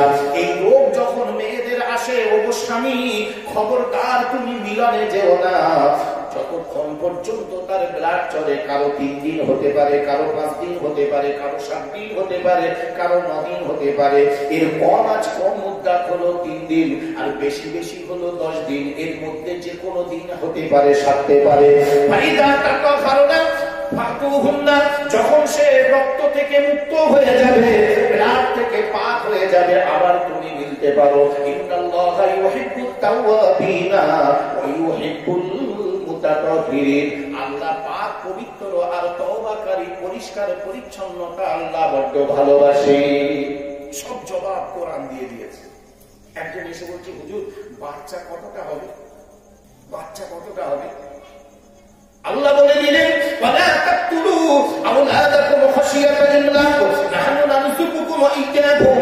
আপনারা তাআলাই বললেন ওয়ালা তাকরাবুল ফাওয়াহিশা মা যাহারা মিনহা ওয়া মা বাতান। আমার আল্লাহ বলেন খেতে দেওয়ার ভয়তে, করতে দেওয়ার ভয়তে, লালন পালনের ভয়তে তোমরা যেন তোমাদের বাচ্চাগুলোকে হত্যা করো না, তাহলে মার্ডার কেসের আসামি হয়ে যাবে। মনে রেখে দাও নাহনু নারযুকুকুম ইয়াহুম, আমি আল্লাহ খাওয়াই, আমি আল্লাহ করাই। তুমি বাপ আর মা তোমরা দুজনে একটা ওসিলা, তোমরা একটা বাহানা। দেখো না পেটে বাচ্চা থাকতে বাপ মরে গেছে, সে ছেলে এখন বাইক নিয়ে কোঁকো করে ঘুরে বেড়াচ্ছে। আপুর ঘরে মা মরে গেছে, সে এখন পালসার 220 ঘুরে বেড়াচ্ছে। খালি মা ছাড়া বাচ্চা বাঁচে না কে বলেছে? বাপ ছাড়া বাচ্চা বাঁচে না কে বলেছে? অর্থাৎ বাপ মা একটা ওসিলা, একটা ওসিলা, আল্লাহ হেফাজত করে। অর্থাৎ তুমি ওই ভয়তে সুখী সংসার পেতে চাও, দুটো এসে সেঁটে দাও। আল্লাহর উপরে তোমার বিশ্বাস নেই, আল্লাহর উপরে তোমার তাওয়াক্কুল নেই। হ্যাঁ, তোমার তো আল্লাহর উপরে ভরসা করা উচিত ছিল। আল্লাহর কোরআন কি বলছে এটা তো তোমার, আল্লাহ বলছে আমি যাকে ইচ্ছা তাকে বাচ্চা দেই, আবার যাকে ইচ্ছা আমি তাকে দেইনি। কুদরত আমার, আমি যাকে ইচ্ছা তাকে দেই। আবার কত মানুষের বাচ্চা নেই, ই ডাক্তার সে ডাক্তার, এই কবিরা রুকুবিরা, রেখা ফোকা, যে যা বলছে খাচ্ছে। আল্লাহ বলেন আমি যদি মনে করি দেব না, তুই পৃথিবী শুদ্ধ খেয়ে ফেললেও হবে না। আবার যদি বলি আমি দেব, কিছুতেই আটকাবেও না। এটা আমার কুদরত, এটা আমার নিজাম, এটা আমার সিস্টেম। তোমার আল্লাহর উপরে তাওয়াক্কুল করা তো হলো না। শিখিয়ে দেবে কে? সব কোরআন। এই কোরআন যখন নবী প্রচার করতে লাগলো, আরবের বেঈমানেরা আবু জেহেল আবু লাহাব বলতে লাগলো কোরআনে ভুল আছে, কোরআনে সন্দেহ আছে, কোরআনে ঠিকঠাক নাই। সঙ্গে সঙ্গে আল্লাহ বলেন হে নবী তুমি ওদেরকে চ্যালেঞ্জ করে বলে দাও ইন কুনতুম ফি রাইবিন মিম্মা নাযালনা আলা আবদিনা ফাতু বিসূরাতিন মিন মিসলি ওয়া দুউ শুহাদাআকুম মিন দুনিল্লাহি ইন কুনতুম সাদিকিন। আল্লাহর নবীকে আল্লাহ কোরআন দিয়ে বললেন হে নবী তুমি ওদেরকে বলো যদি ওরা মনে করে এই কোরআনের উপরে সন্দেহ আছে, ভুল আছে, ফাতু বিসূরাতিন মিন মিসলি, তবে এই ধরনের কিতাব ওরা একটা নিয়ে আসুক। ওয়া দুউ শুহাদাআকুম মিন দুনিল্লাহ, আল্লাহ ছাড়া যদি কোনো মাবুদ মাওলা থাকে তার সাহায্য নিবে। ইন কুনতুম সাদিকিন, যদি ওরাই সত্যবাদী হয়, ওরা যদি সত্যবাদী হয় তাহলে ওরা আনুক দেখি। পেরেছে কেউ? পারবে কেউ? কোরআন আল্লাহ ল্যামিনেশন করে দিয়েছে। তাই আমরা I card, Aadhaar card, admit card এসবগুলো ল্যামিনেশন করি কেন বলেন তো? যাতে নষ্ট না হয়ে যায়। দামি জিনিসগুলো ল্যামিনেশন করা থাকে, একটা আবরণ দেওয়া থাকে ভালো করে, যাতে পানিতে পড়লেও যেন নষ্ট না হয়। আমার আল্লাহ কোরআন সিল করে দিলেন, ল্যামিনেশন করে দিলেন, দিয়ে বললেন লা তাবদীলা লিকালিমাতিল্লাহ। এই আল্লাহর কোরআন কোনোদিন পরিবর্তন হবে না, পরিবর্তন হবে না, সংযোজন হবে না, সংশোধন হবে না। যেমনটা আছে পৃথিবীর শুরু থেকে কোরআন আল্লাহ যেমন করে শুরু থেকে যা দিয়েছেন আজ পর্যন্ত একটা হরফ কেউ উল্টো পাল্টা করতে পারেনি, পারবেও না। ওইভাবেই থাকবে, সিল করা হয়ে গেছে। ওই ল্যামিনেশনের ভিতরে লেখা রয়েছে আমাদের, আপনি হাজার কলম দেবেন তোমাদের লেগে থাকবে, যদি মধ্যে লেখা উঠে যাবে, কিন্তু ভিতরে যেটা সেইটাই থাকবে। কোরআন সিল করা রয়েছে, কোরআনে একটা হজের জবর হরকত নোক্তা আপনি পাল্টাতে পারবেন না। এর নাম তো কোরআন। আর সেই কোরআন দিয়েছে আল্লাহ মানুষের জন্য, নারী পুরুষ নির্বিশেষে। আমরা যদি কোরআনটাকে ফলো করি, আমরা যদি কোরআনটাকে লক্ষ্য রাখি, এর মধ্যে রয়েছে জীবন ব্যবস্থা, এর মধ্যে রয়েছে আমাদের ভালাই, এর মধ্যে রয়েছে আমাদের কামিয়াবি। বিশ্বনেতা রাসূলুল্লাহ বাড়ি আসতেন, আল্লাহর নবী ঘরে এসে যখন ঢুকতেন ঘরের ভিতরে, সাহাবারা আর ঘরের ভিতরে যেতেন না। আল্লাহর নবী কি সুন্দর নবী, কোন নবীর নবী দিবস করতে বসেছে, আল্লাহর নবী নূর নবী রাসূলুল্লাহ ঘরের ভিতরে যেতেন। আম্মা জান আয়েশা বলেন একদিন রাতের বেলা নবীজি বাড়ি আসলেন, বেশ অনেক রাত, এসে এমন করে দেখলেন আমি একটু খেলাধুলা করছি। আল্লাহর নবী বললেন আয়েশা রে আয়েশা, এত গভীর রাতে, এত অনেক রাত হয়ে গেল, আয়েশা তুমি কি ঘুমাওনি? আম্মা জান আয়েশা বলেন হুজুর আমার ঘুম আসে না, আপনি বাড়ি নেই বলে, তাই আমি একটু খেলা করছি। আল্লাহর নবী বললেন আয়েশা চলো, মদিনার সবাই তো এখনো ঘুমাচ্ছে, আমি আর তুমি একটু দৌড়াদৌড়ি খেলায়। আল্লাহর নবী বাইরে বেরিয়ে এসে বললেন, দেখো মদিনা একদম নিস্তব্ধ হয়ে গিয়েছে, সবাই এখন গভীর ঘুমে আচ্ছন্ন, আমি আর তুমি একটু দৌড়াদৌড়ি খেলা করি। ওই যে একটা খাম্বা দেখা যায় আয়েশা, চলো কে আগে ওই জায়গাটায় যেতে পারে। আল্লাহর নবী তখন প্রায় 53 বছর বয়সে, আর আম্মা জান আয়েশার তখন 13-14 বছর বয়স। আল্লাহর নবী দৌড়ালেন, আয়েশাও দৌড়ালেন। আয়েশার মনে করে বয়সটা কম, আম্মা জান আয়েশা দৌড়ে আগে চলে গেলেন, নবী পিছনে রয়েছেন। আল্লাহর নবী রাসূলুল্লাহ পিছনে, আম্মা জান আয়েশা সামনে। হেসে মুচকে হেসে বললেন, ইয়া রাসূলুল্লাহ, ইয়া হাবিবাল্লাহ, হুজুর আপনি হেরে গিয়েছেন, আমি জিতে গিয়েছি। আল্লাহর নবী রাসূলুল্লাহ একটু মুচকে হেসে দিলেন। আবার কিছুদিন পরে আরেকদিন নবী বললেন, আয়েশা চলো আবার একটু দৌড়াই, চলো একটু আমরা দৌড়াদৌড়ি খেলি। আল্লাহর নবী রাসূলুল্লাহ সেদিন জোরে দৌড়ে আগে চলে গেলেন, হযরতে আম্মা জান আয়েশা পিছনে পড়ে গেলেন। রাসূলুল্লাহ বলেছিলেন, আয়েশা সেই সেদিনের জবাব আজকে আমি তোমাকে দিয়ে দিলাম, আমি আর তুমি আমরা দুজনে সমান সমান। জোরে বলি সুবহানাল্লাহ। কি আদর্শ, স্ত্রীদের সঙ্গে কি আচরণ। রাসূলুল্লাহ তার বিবিদের ভালোবাসতেন। আল্লাহ নবী বললেন, তোমরা সংসার করো, ছেলে মেয়েদের স্ত্রীদের সঙ্গে ভালো আচরণ করো, তাদেরকে গোলাম হিসাবে রেখে দিও না। তোমার গর্বাচার, তোমার যৌন খিদা মেটানো আর তোমার রান্না করার যাকে রেখো না, বরং ভালোবাসা দাও। স্ত্রীদেরও বলা হলো তোমরাও ভালোবাসা দাও। ভালোবাসায় যে সংসারে স্বামী স্ত্রীর ভালোবাসা আছে সেটা জান্নাতের মতো, আর যে সংসারে স্বামী স্ত্রীর মিল মহব্বত নেই সেটা জাহান্নামের থেকেও খারাপ। সে যা আছে সেই জানে। রাত 1:30 বেজে যাচ্ছে, উনি ওটাই ঘুমোচ্ছে, তার মানে ওর লাইন খারাপ, ঝগড়া বেজে গেছে, ওটাই ঘুমোচ্ছে মানে বাড়ি যায় না। কেন বলেন? খোঁজলে দেখে ওর বাড়ি থেকে ওটা ভালো, নিশ্চিত কোন একটা অশান্তি রেখেছে। এই জন্য রাসূল বললেন, স্বামী স্ত্রীর মহব্বত এটা জান্নাতের নিয়ামত, আর এটাই তো কিয়ামত পর্যন্ত থাকবে। কিয়ামতে স্বামী যাবে জান্নাতে, স্ত্রী যাবে জান্নাতে, স্বামী জাহান্নামে গেলে আল্লাহর কাছে ওই মেয়েটা, ওই মহিলাটা, ওই স্ত্রী কাঁদবে, আল্লাহ সারা জীবন দুনিয়ায় একসঙ্গে ছিলাম, আমার স্বামীকে আমার সঙ্গে দেন। আল্লাহ বলবেন, এতটা উদ্দীচিত হয় না? বলেন না, আর সেই স্বামীটা আমি চাই। এটা কখন হবে? যদি মহব্বতের জীবন তৈরি হয়, ভালোবাসার জীবন তৈরি হয়। আল্লাহ নবীর আদর্শ ছিল এরকম। রাসূলুল্লাহ তার স্ত্রীদেরকে ভালোবাসতেন, রাসূলের স্ত্রীরাও নবীজিকে ভালোবাসতেন। একদিন রাসূলুল্লাহ বাড়ি এলেন, আম্মা জান আয়েশাকে বললেন, আয়েশা আমাকে কিছু খেতে দাও। আম্মা জান আয়েশা একটা পাত্রে করে পেয়ালা করে একটু গোশত দিলেন। আল্লাহর নবী বললেন, আয়েশা গোশত দিলে আমাকে খেতে। বলতে বলতে নবীর চোখ দিয়ে টপ টপ করে পানি পড়ছে। আল্লাহর নবী গোশত না খেয়ে ওই পেয়ালাটা নিয়ে নবী আমার বাইরে চলে গেলেন। বেশ কিছুক্ষণ বাদে নবী আমার খালি পেয়ালা নিয়ে বাড়ি এসেছেন। আম্মা জান আয়েশা জিজ্ঞাসা করেন, ইয়া রাসূলুল্লাহ, ইয়া হাবিবাল্লাহ, হুজুর আপনি খেতে চাইলেন, খেতে দিলাম, গোশতের বাটিটা নিয়ে আপনি কোথায় চলে গেলেন? খালি পাত্র আনলেন। আম্মা জান আয়েশা যেই না জিজ্ঞাসা করেছে, রাসূল আমার কেঁদে কেঁদে বলেছিলেন, আয়েশা, আয়েশা রে, তোমরা সবাই আমার সুখের দিনের বিবি, আর খাদিজা হলো আমার দুঃখের দিনের বিবি। তোমরা সবাই আমার আনন্দের সময়ের বিবি, আর খাদিজা হলো আমার বড় বিপদের দিনের বিবি। ও আয়েশা শোনো শোনো, মক্কার কেউ আমাকে ভালোবাসেনি।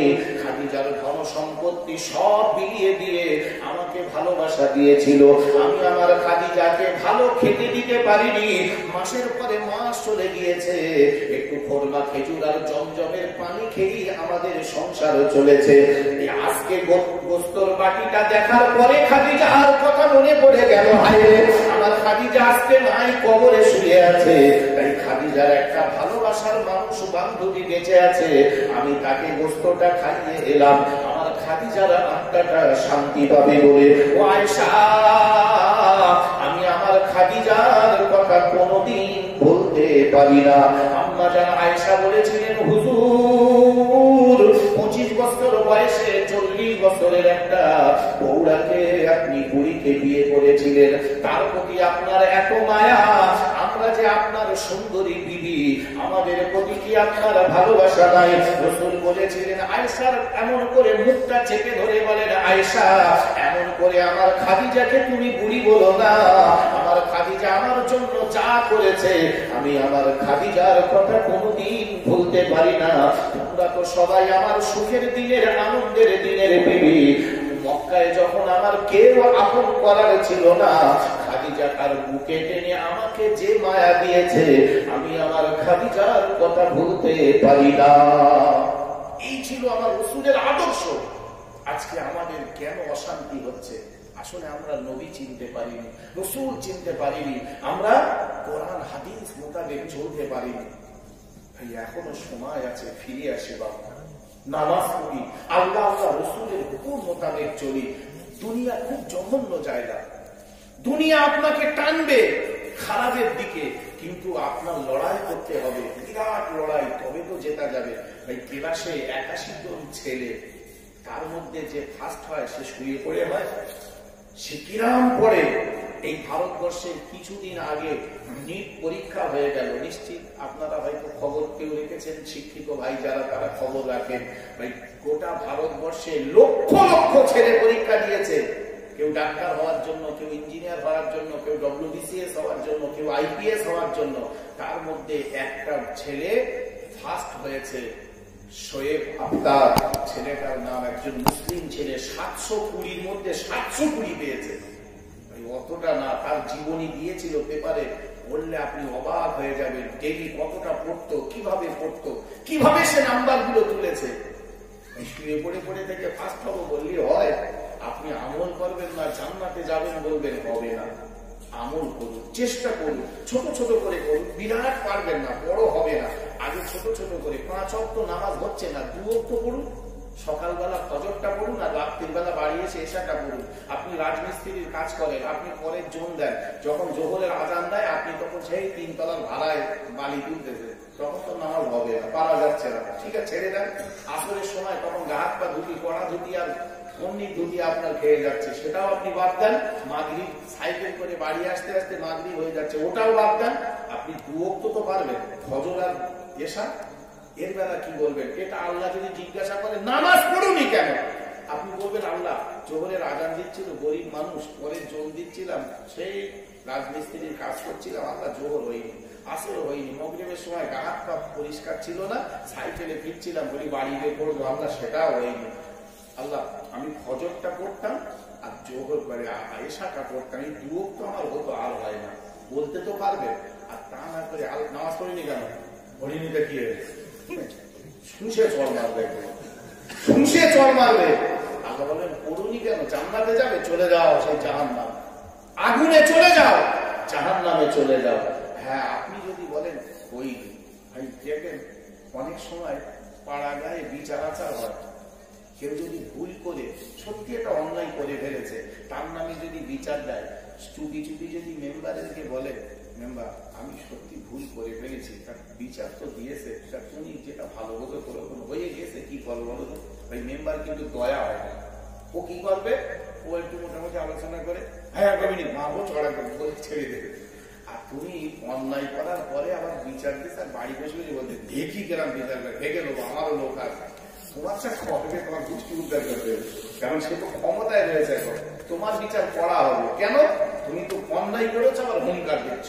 আর সত্যি যদি অন্যায় করার পরে মেম্বারকে বলে চাচা আমি একটা ভুল করে ফেলেছি, এখন কি হবে বলো দিন, করে তো ফেলেছি, তখন মেম্বার নিশ্চিত তার দয়া হবে যে করে ফেলেছে, এসে ক্ষমা চাচ্ছে, কি করা যাবে, একটু ছোট বড় করে একটু ঠিক করে দে।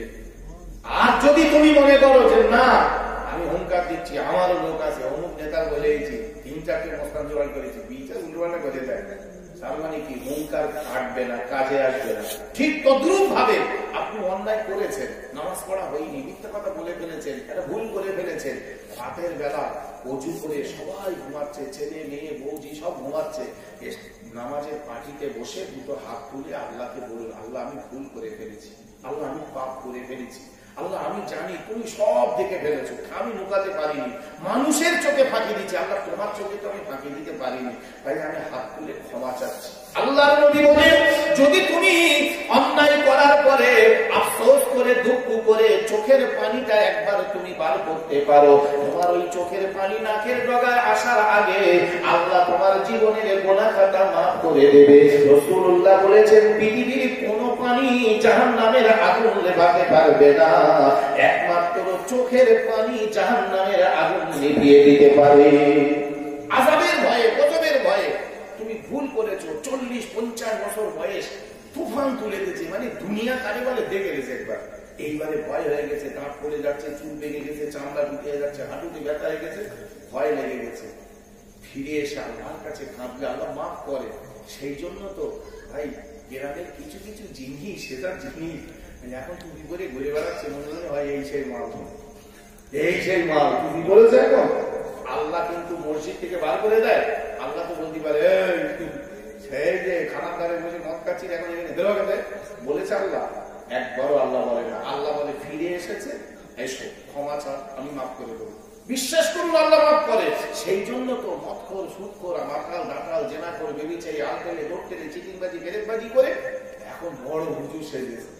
আল্লাহ সব জানে, কিন্তু আল্লাহ বলছে তুই যখন ভালো হতে চেয়েছিস আমি ভালো করে দেবো, আয় আয় ভালো করে দিচ্ছি, তুই চেয়েছিস যখন দিচ্ছি, তুই না চাইলে আমি দিতাম না। সেই জন্য ভাই একটা আরবিতে প্রবাদ আছে, তামাত বিল খাইর, যার শেষ ভালো তার সব ভালো, এটা বলে। কিন্তু বাস্তবে আপনি যদি ফিরে আসেন, সেই জন্য বলবো ভাই নবীর অনেক হয়, প্রতি বছরে হয়, হচ্ছে, আবার হয়তো হবে। আমি এতক্ষণ ধরে আমি শুধু এইগুলো বলতে চেয়েছি, ভাই ফিরে আসি, আমরা ভুল করে ফেলেছি, অন্যায় হয়ে গেছে, এখন তো আর তার খেসারাত দিতে হবে, আমার তার খেসারাত তো দিতে হবে। সেই খেসারাত হিসেবে ফিরে আসি, নামাজ পড়ি, আল্লাহ রাসূলের মহব্বত নিয়ে চলি, জেনে শুনে পাপ করবো না। একটা নিয়ত করুন যে আমি ইচ্ছা করে জেনে শুনে পাপ করবো না, যদি বেতালে হয়ে যায় সেটা আল্লাহ ক্ষমা করুন। ইচ্ছা করে আমি পাপ করবো না, এই নিয়ত করুন, আল্লাহ রহম হবে, আল্লাহর করম হবে আপনার উপরে। আপনি নিয়ত করে ফেলুন যে আমি ইচ্ছা করে পাপ করবো না, দেখবেন আল্লাহর করুণা হবে। আর আপনি যদি মন ধরে বসে আছেন, এখনো সময় আছে, হচ্ছে দাঁড়া, সময় আছে, কে বলেছে পঞ্চায়েতকে সার্টিফিকেট দিয়েছে তুই 63 বছরে মরবি, তুই 65 দিন মরবি? সকালবেলা বাড়ির থেকে বেরিয়েছো, বাড়ি আসতে হবে ম্যাটাডোরে করে, মানে এমন অ্যাক্সিডেন্ট ঘটেছে, জড়ি জড়াটি লাশ বাড়িয়েছে। উনি বলছে সময় আছে, কিসের সময়? গেলে তো ভালো মানুষ, বাড়িতে করে এমন অ্যাক্সিডেন্ট হয়ে গিয়েছে, মানে লাশ জড়িয়ে দলা করে বাড়ি এনেছে। ছেলে নিয়ে চায় না, ভয়তে, বাবা ভয় লাগবে, হতে তো পারে। তাহলে তুমি কি করে বলছো সময় আছে? কিসের গ্যারান্টি আছে তোমার? ভাই আসার একটা নিয়ম আছে, যাওয়ার কোনো নিয়ম নেই। আগে দাদা হয়, তারপরে বাপ হয়, তারপরে ছেলে হয়, তারপরে নাতি পোতা হয়, কিন্তু সব বেঁচে রয়েছে, ও খোদা সে নাতি চলে গেছে। তার মানে কি যাওয়ার কোনো সিস্টেম নেই। আসা পর একটা সম্পর্ক ধরে আসে, যাওয়া যখন তখন হতে পারে। তাই তৈরি থাকি বাবা। বিশ্বাস করুন, আমরা অনেকেই জেনে শুনে কিছু ভুল করি। আমরা অনেকে বলি জুতো ছোট হয়ে গেছে, না একটা জুতো কিনতে হবে, জুতো ছোট হয়ে গেছে। ভাই বাস্তবে জুতো ছোট হয়?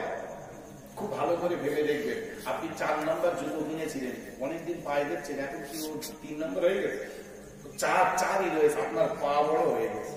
জুতো কোনোদিন ছোট হয় না। আমরা বলি জামা ছোট হয়ে গেছে, আর একটা জামা করতে হবে, জামা ছোট হয়েছে, আমি যে ঝুল দিয়েছিলাম সেই ঝুলই তো রয়েছে, তা ছোট হলো কি? আসলে আমার দেহ মোটা হয়ে গেছে, বড় হয়ে গেছে। ঠিক তদ্রুপ আমরা কিছু জিনিস জেনে শুনে ভুল করছি, যেমন নামাজ না পড়া পাপ, সবাই জানে। আজকে নতুন করে বলতে হবে আপনাকে, ভাই বিশ্বাস করে নামাজ না পড়া পাপ, সবাই জানে নামাজ না পড়া পাপ, কিন্তু ইচ্ছা করে পড়ে না, কেউ যদি জেগে ঘুমায় তার তুলে দেয়। এখন আমি জেগে রয়েছি, কাজ করে রয়েছি, আপনি হুজুর তুই বলবো তো ডাকা জবাব দেবো না, তাই আপনি আমার তুলতে পারবেন? সত্যি যদি আমি ঘুমাই 2-3 হুজুর এই তো কি হয়েছে, তার মানে আমি ঘুমাচ্ছিলাম।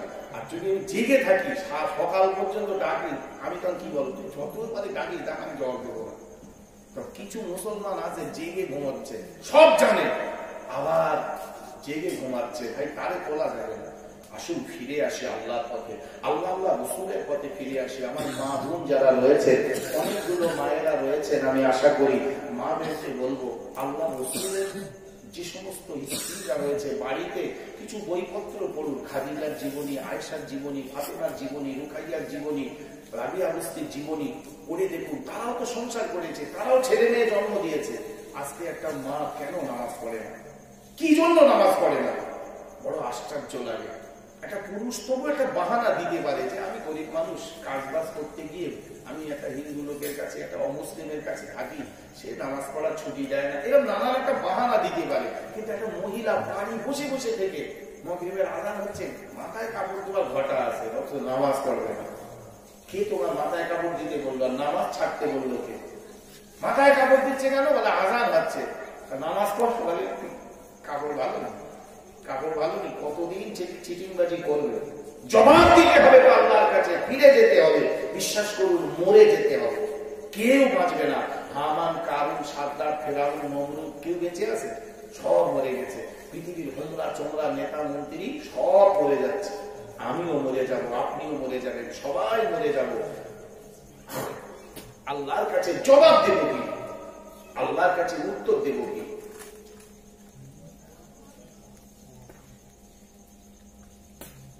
সেজন্য আমি সকলেকে এতটুকু বলবো, ভাইজান, গভীর রাত, তাহাজ্জুদের রক্ত চলে এসেছে। রাতের অবস্থা মোটামুটি শেষ। রাত 12টা মানে ওই দিকে চলে গেছে। এখন আর মাত্র 1টা বাজতে 7-8 মিনিট বাকি। এরকম একটা সময় এসে কষ্ট করে বসে রয়েছে। আপনারও কষ্ট হচ্ছে, আমারও কষ্ট হচ্ছে। এই কষ্ট মানে মাইকে একভাবে বকা। আমি এখনো পর্যন্ত সেই শুরুতে দরুদ শরীফ পড়েছিলাম, আর একবারও দরুদ শরীফ পড়া হয়নি। তার মানে আমি একভাবেই কোরআন হাদিস দিয়ে বলে যাচ্ছি, একটা বাজে কথা আমি বলি। আমি চেষ্টা করেছি কোরআন আর হাদিস সামনে রেখে বোঝানোর জন্য, চেষ্টা তো করেছি, বাকি আল্লাহ জানে। তো ভাই আসুন কাজে লাগাই। এই সারাদিন খাটাখাটনির পরে এই চটে বসে মাথা কোমর ব্যথা হয়ে গেছে। তো কি হলো, লাভ কি হলো? কাল সকালে উঠে বলবে, বলছে রেডিও ওয়াজ করেছে, ওতে লাভ নেই। ওটা বললে আমার না হয় আর একটা লোক দাউদ দেবে। এই ঠিক আছে, আমাদের ওখানে বলবো, আমার একটা দাউদ হবে, আপনার কি হলো? আমি কি আপনার সাথে করে যাবো? চলো একটু বসে আসি, ঠিক আছে, তো ছিলে যা, আমি তাই কোথায় যাই ঠিক নেই। তার মানে আপনার লাভটা বুঝুন। আপনার এই এতগুলো কথা শোনার পিছনে আপনার ফায়দাটা কি, এটা বুঝুন, চেষ্টা করুন। আল্লাহ তো বুঝিয়ে দিয়েছে। আল্লাহ আমাদের তৌফিক দিন, আমরা চেষ্টা করি সততার জীবনে ফিরে আসা, রাসূলুল্লাহর আদর্শ মোতাবেক চলা। সকলে বলি আমিন। আসুন নবীর সামনে একটু সালাত ও সালাম পড়ি। ইয়া নবী সালাম।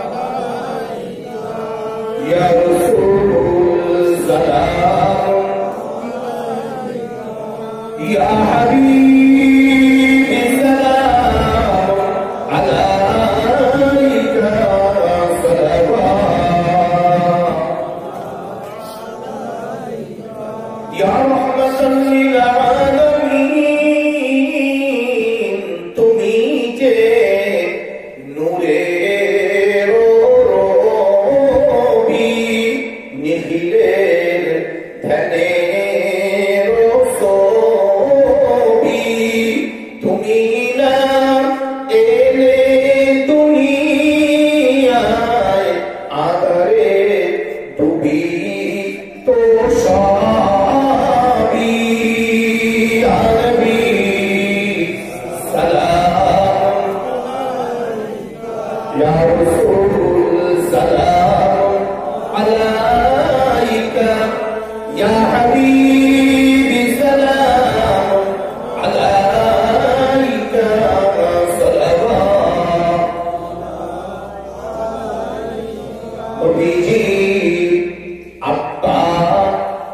আব্দুল্লাহ নবীজির আম্মা আমিনা নবীজির দুদুমা হালিমা আমার নবীজির রওজা মদিনা ইয়া নবী সালাম ইয়া রাসূল সালাম আলাইকা ইয়া হাবিবি সালাম আলাইকা সালাওয়াতুল্লাহি আলাইকা ইয়া রাব্বি